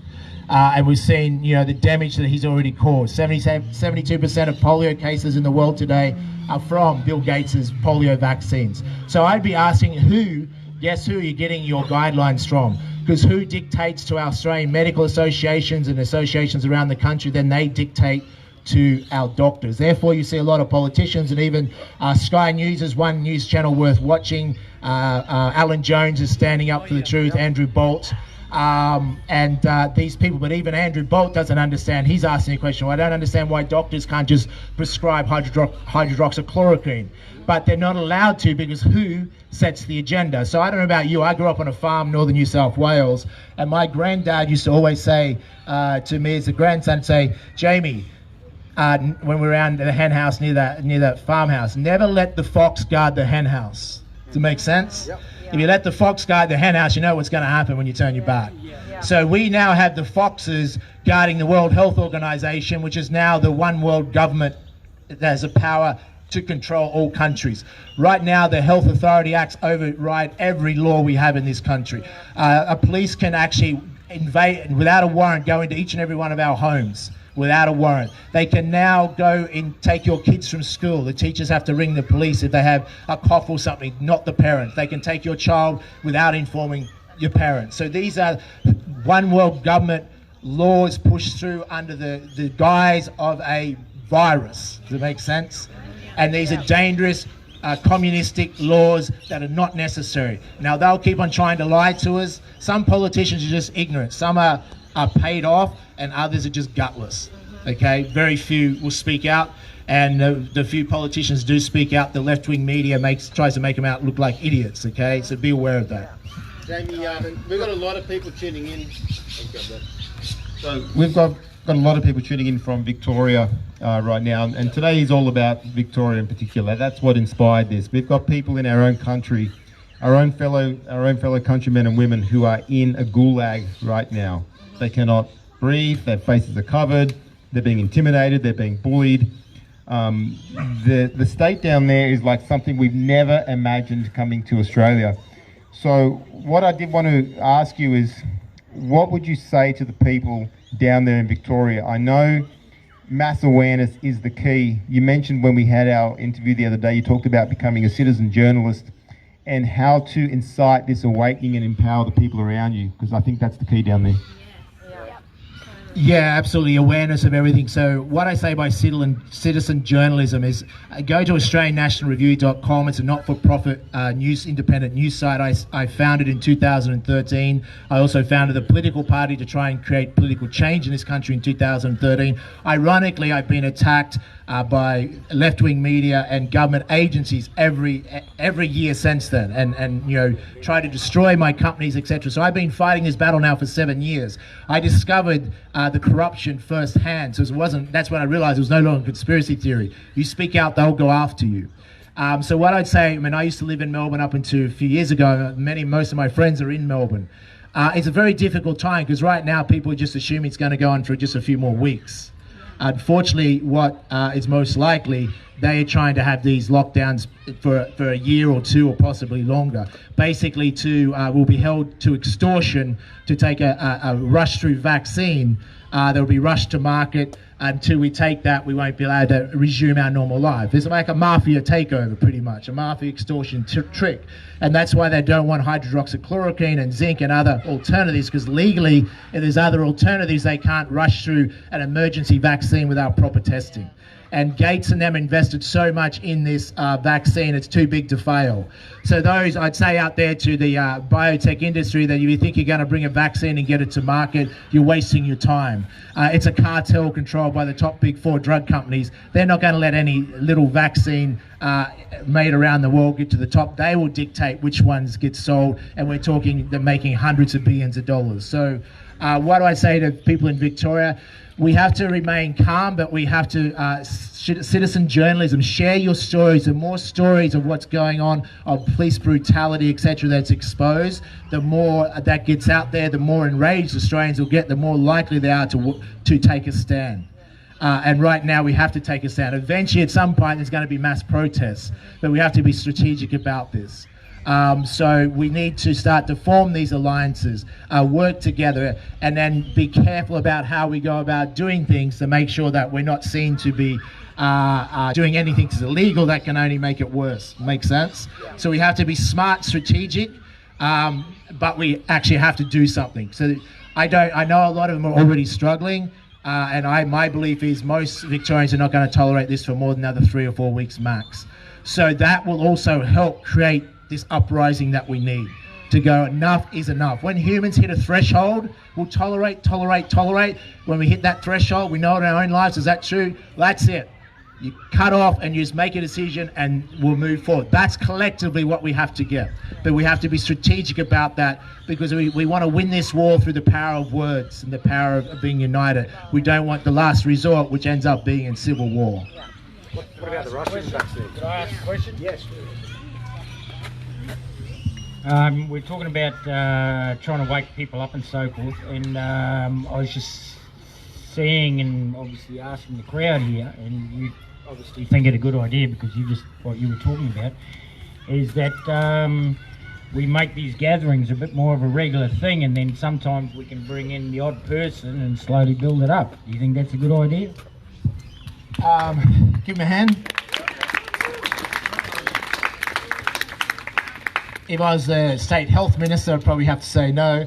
But it depends what state you're in and what the lockdowns are. But some of you probably heard that there's sneaking suspicions that Queensland's going to, start introducing heavy lockdowns soon. For what reason, I don't know. New Zealand did it over 4 cases, and cases mean nothing, right? You can go and test 50,000 people anywhere in Australia right now, and you'll find margin for error 500 people false positives. Okay, you see how ridiculously fraudulent it is, it's just ridiculously fraudulent. But the politicians can stay up there and lie, but because that's what they're good at. That's how they got elected, is to lie.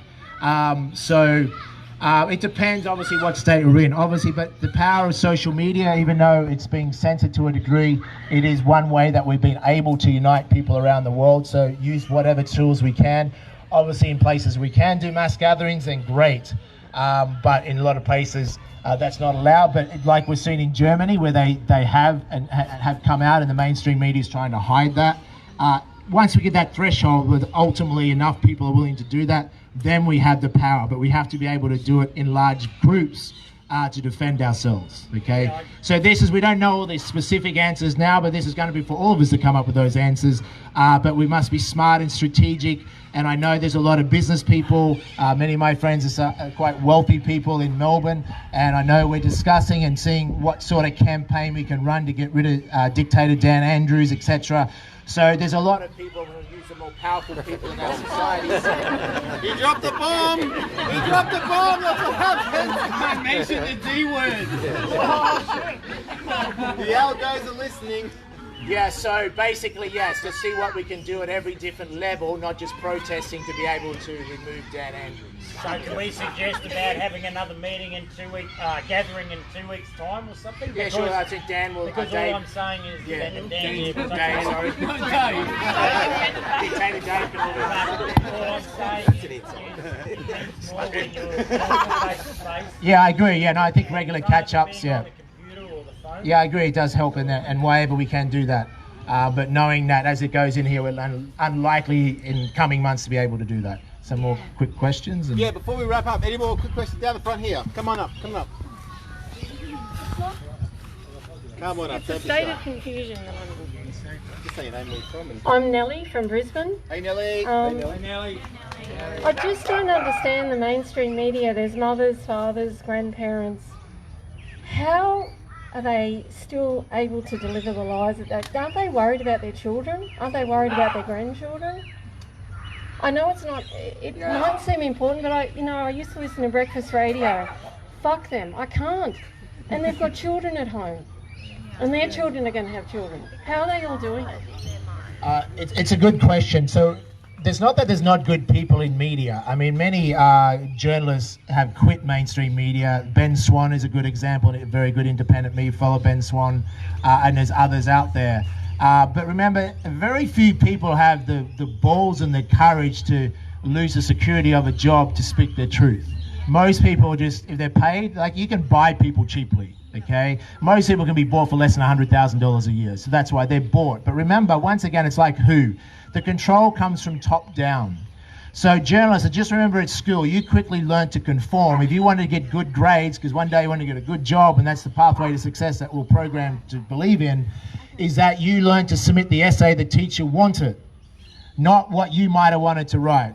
Make sense? So we learn to conform. Journalists have to submit articles that will get published, otherwise they don't keep their job. So they quickly learn it. They go and write about vaccination deaths and injuries. That's probably not going to get published in News Corp papers, as an example. Or they'll write an article and they'll complain. You speak to many journalists, they'll complain because the editors change the headline and change things to create a completely different meaning. So it comes from editorial control, but above that, most of the mainstream media in the world is extreme left-wing, owned and controlled by people such as George Soros. Bill Gates spends $1 billion a year on PR and training journalists to make him seem like a nice, innocent person. I mean, he should get better PR agents if you need to spend $1 billion a year to have that many people hate you. But he spends $1 billion a year. The pharmaceutical companies are their biggest advertisers. So they are businesses. So the idea that we give our power away to mainstream media, it's like journalists this week wanting me to go on mainstream media. I'm like, why? You guys have no credibility. If you want to ask me questions, put it in writing. I'll answer you in writing, but I'm not going to be tricked into the way that they go. But you're going to go down with us. Yes, but most people... Understand? I'm 51. I'm just Yep. this normal human who's had 2 children, single mother in the fucking suburbs. Are they not going to go down with us? Remember, a lot of people went down in the Titanic because, so what will happen is that they'll just dismiss everything and stay in their safe little bubble. Most people, unfortunately, will, not most, hopefully only a minority, will just don't know how the world works. Does that make sense? Just like many of us did until something woke us up. But it's a sequence of waking things up. So it is getting to that point where it's close to a threshold. Australians are pretty placid, which is a benefit and a downside. But I also know is that if we get pushed too much, we do hit a threshold, okay? And like me, I'm easygoing, but I tell people if I look remotely irritable, run, okay? Because that means I'm really angry. So the Australians are often like that, but we do have a threshold. Okay, but we have to balance that emotion of that, but that because you're reaching that threshold individually because you say, well, this is just not right. Yeah, so a lot of people, more and more will get that. Once we get plus 50%, we have a chance of winning this war. Thank you, Jamie. Sure, come ahead. Okay, yeah, I'll just answer that question quickly and I'll take yours. I'll just take this one. Just quickly, she said, have I had any bites of the $1 million? No, trust me, I'm an investor. It's the safest $1 million I'll ever put up. I'm not stupid, right? And I did the same challenge to the vaccine industry in 2016 to put $1 million up for them to independently show vaccines as our health ministers tell us, 100% safe, effective, and even necessary. Robert Kennedy Jr., who I was hoping to get out here last year to speak at a Freedom of Speech Summit, put up 100,000. Robert De Niro, the actor, his son is autistic. So, and that no one took that either. So that's why I knew they wouldn't take this. What was the second part of the question? You can follow Dave. I'm on Facebook, Jamie McIntyre, on multiple Facebook pages. Instagram seems to be a very powerful way to reach a lot of people. Also, certainly I appreciate your support for the AustralianNationalReview.com. You can be a citizen journalist, send in articles or information and they may get published. That's a not-for-profit newspaper. It's been around for 7 years. It's only online. But the traffic is going through the roof. Why? Because there's such a trend of people leaving mainstream media and going to independent media because no one can control us what we write. Does it make sense? We're not taking money to push pro-vaccination like Mamma Mia and these other sites get paid by the government to lie to you. We don't take that money, okay? No one can dictate to us the editorial of that site. So we can write whatever we want.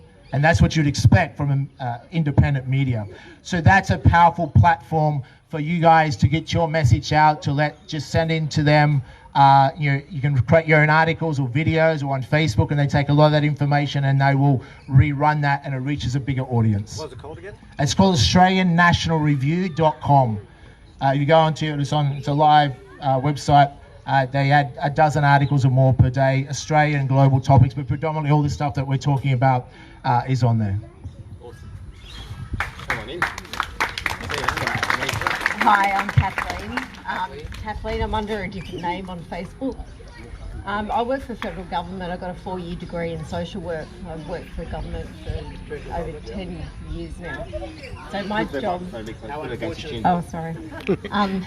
So my job is to work in crisis intervention. I've been off work with breast cancer for the last 2 years. I moved to Currumbin Valley and just heading back into work again in another month. So what would you suggest, considering I've always been anti-vaxxer and now it's a totally different level, considering, you know, everything that they're trying to accomplish with this. So I've already been in trouble for various different things, opinions and things like that over the years. So what would you suggest now when I'm counselling people that are so beside themselves because they're caught up with it? A lot of people are stuck and they actually are used to being that way as well. So it's a cyclic thing. So a lot of people are comfortable being in that zone. And so when I'm helping them, I'm not going to be of help when I turn around and say, no, it's actually more shit than what you think. So maybe Max might be able to help with this one. And when I get sacked, what the hell? You know, so I've got a completely different outlook than what, you know, the front of house has got and all the rest of it. And I think it's a common thing for people that do work in the government, just like doctors. I have many doctor friends and we have some pretty lively debates about the vaccine debate, but many of them are starting to wake up and realise that there's fraud in every industry, so why wouldn't there be fraud in this industry? I mean, companies and industries and humans conspire every week, every month, every quarter, every year to boost up sales, and of course they're going to exaggerate the benefits and maybe hide the negatives. So that's just part of the human. We know that to be true, so it's not a conspiracy, right? But of course, doctors, or if you work in the government in many areas, you're not meant to state certain things that are against what the Australian health policy is, which, you know, basically they say vaccines are 100% safe and effective, okay? Which we know not to be true and not backed up by science. It's a religion, and that's why I put that challenge out there. So you just have to be strategic. If you want to keep your job, sometimes you just have to play smart, and that's what a lot of people do in the world. Obviously, being outspoken has a price to pay. But we also need enough people to be outspoken. But, you know, it's just being strategic. If you're going to remain in that job, you're limited to what you can say, unfortunately. But outside of that, help as many people as you possibly can. Okay, the good thing is that the truth will always rise to the surface. So they're very desperate right now, the deep state and these corrupt criminals. They're very desperate. So they're likely to make a lot of mistakes. So also you don't want to, depress people. That's what I'm saying. We have to stay focused on the other side of this is an amazing future for the world. So it's worth the fight. Do you agree? Yeah. It's worth the fight. And all you have to do is speak the truth, be the truth, and the truth will rise to the surface and we can have a great world. It's not always going to be perfect, but we must stand up. Otherwise, the choice is, and this is where you get leverage on people, we don't have to do anything. If you're happy to live in a totalitarian society, like live in Hong Kong or China and have our lives tracked, and China take over the world, which is what this is about, then by all means you don't have to do anything, okay? So those people at home that want to watch Channel 7 News think this is all nonsense, keep doing what you're doing and that's your future, but explain that to your grandkids. Yeah. Awesome. Give it up for Jamie, please, guys. Make some noise. Now, we're going to start wrapping up the afternoon, but if there's anyone out there, hey, don't go away so quick. You're on fire. How good is he? He's fantastic. He's got a flight to Melbourne. Okay. Is there anyone out there who's got anything really burning question that they want to get off their chest right now? Come up here, sir. Come on up. Last one. And then we're going to wrap up the day. We're going to have a kick of the footy, play some cricket, and yeah, the day's running on quick. Go ahead. Hi Dave, name's Aidan. Jamie, you mentioned, and I've heard talk today about the networking.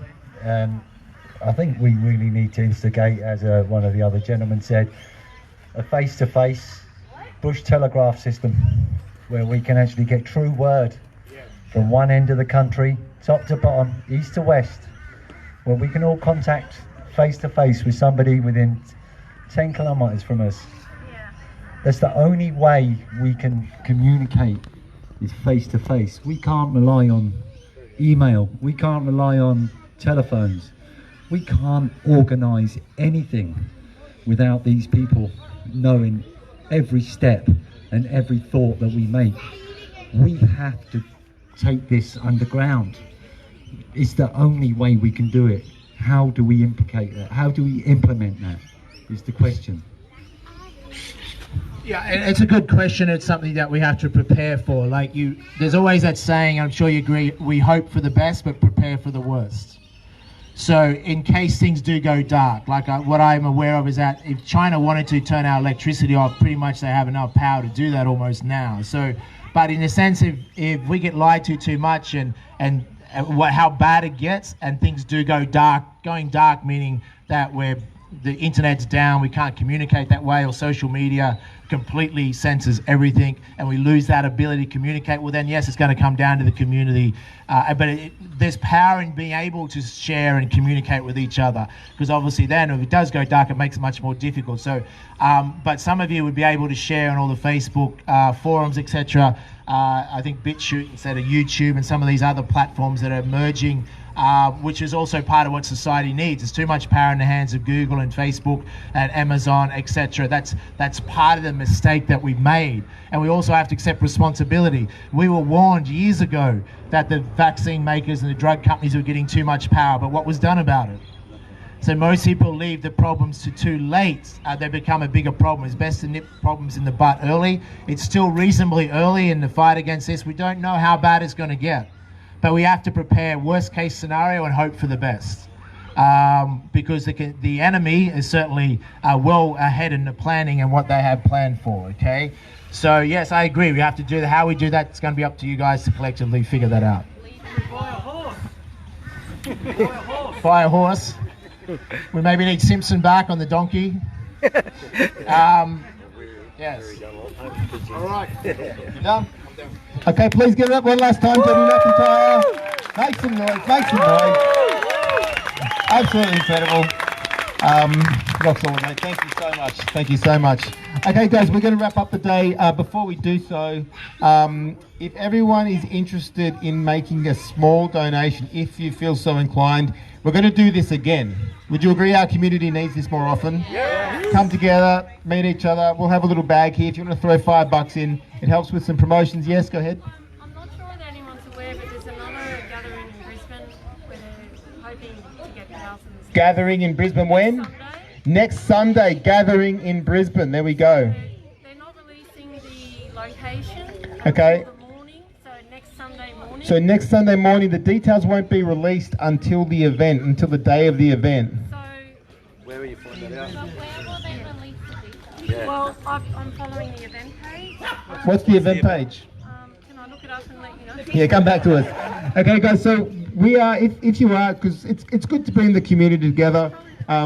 If you like some sausages and we can bring a few beers and we can do a bit of promotion, that sort of thing, that would be awesome if you feel like chipping in, but no obligation or pressure or expectation.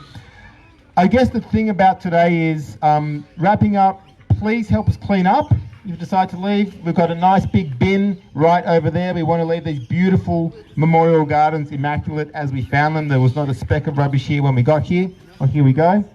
So on Facebook, if you go bomb. There we go. Testing, testing, testing. You bring up your Facebook page, guys, and find the Peaceful Picnic for Our Rights, Part 2. Say again? It's the Backspass Peeps. The Backspass Peeps, right, okay.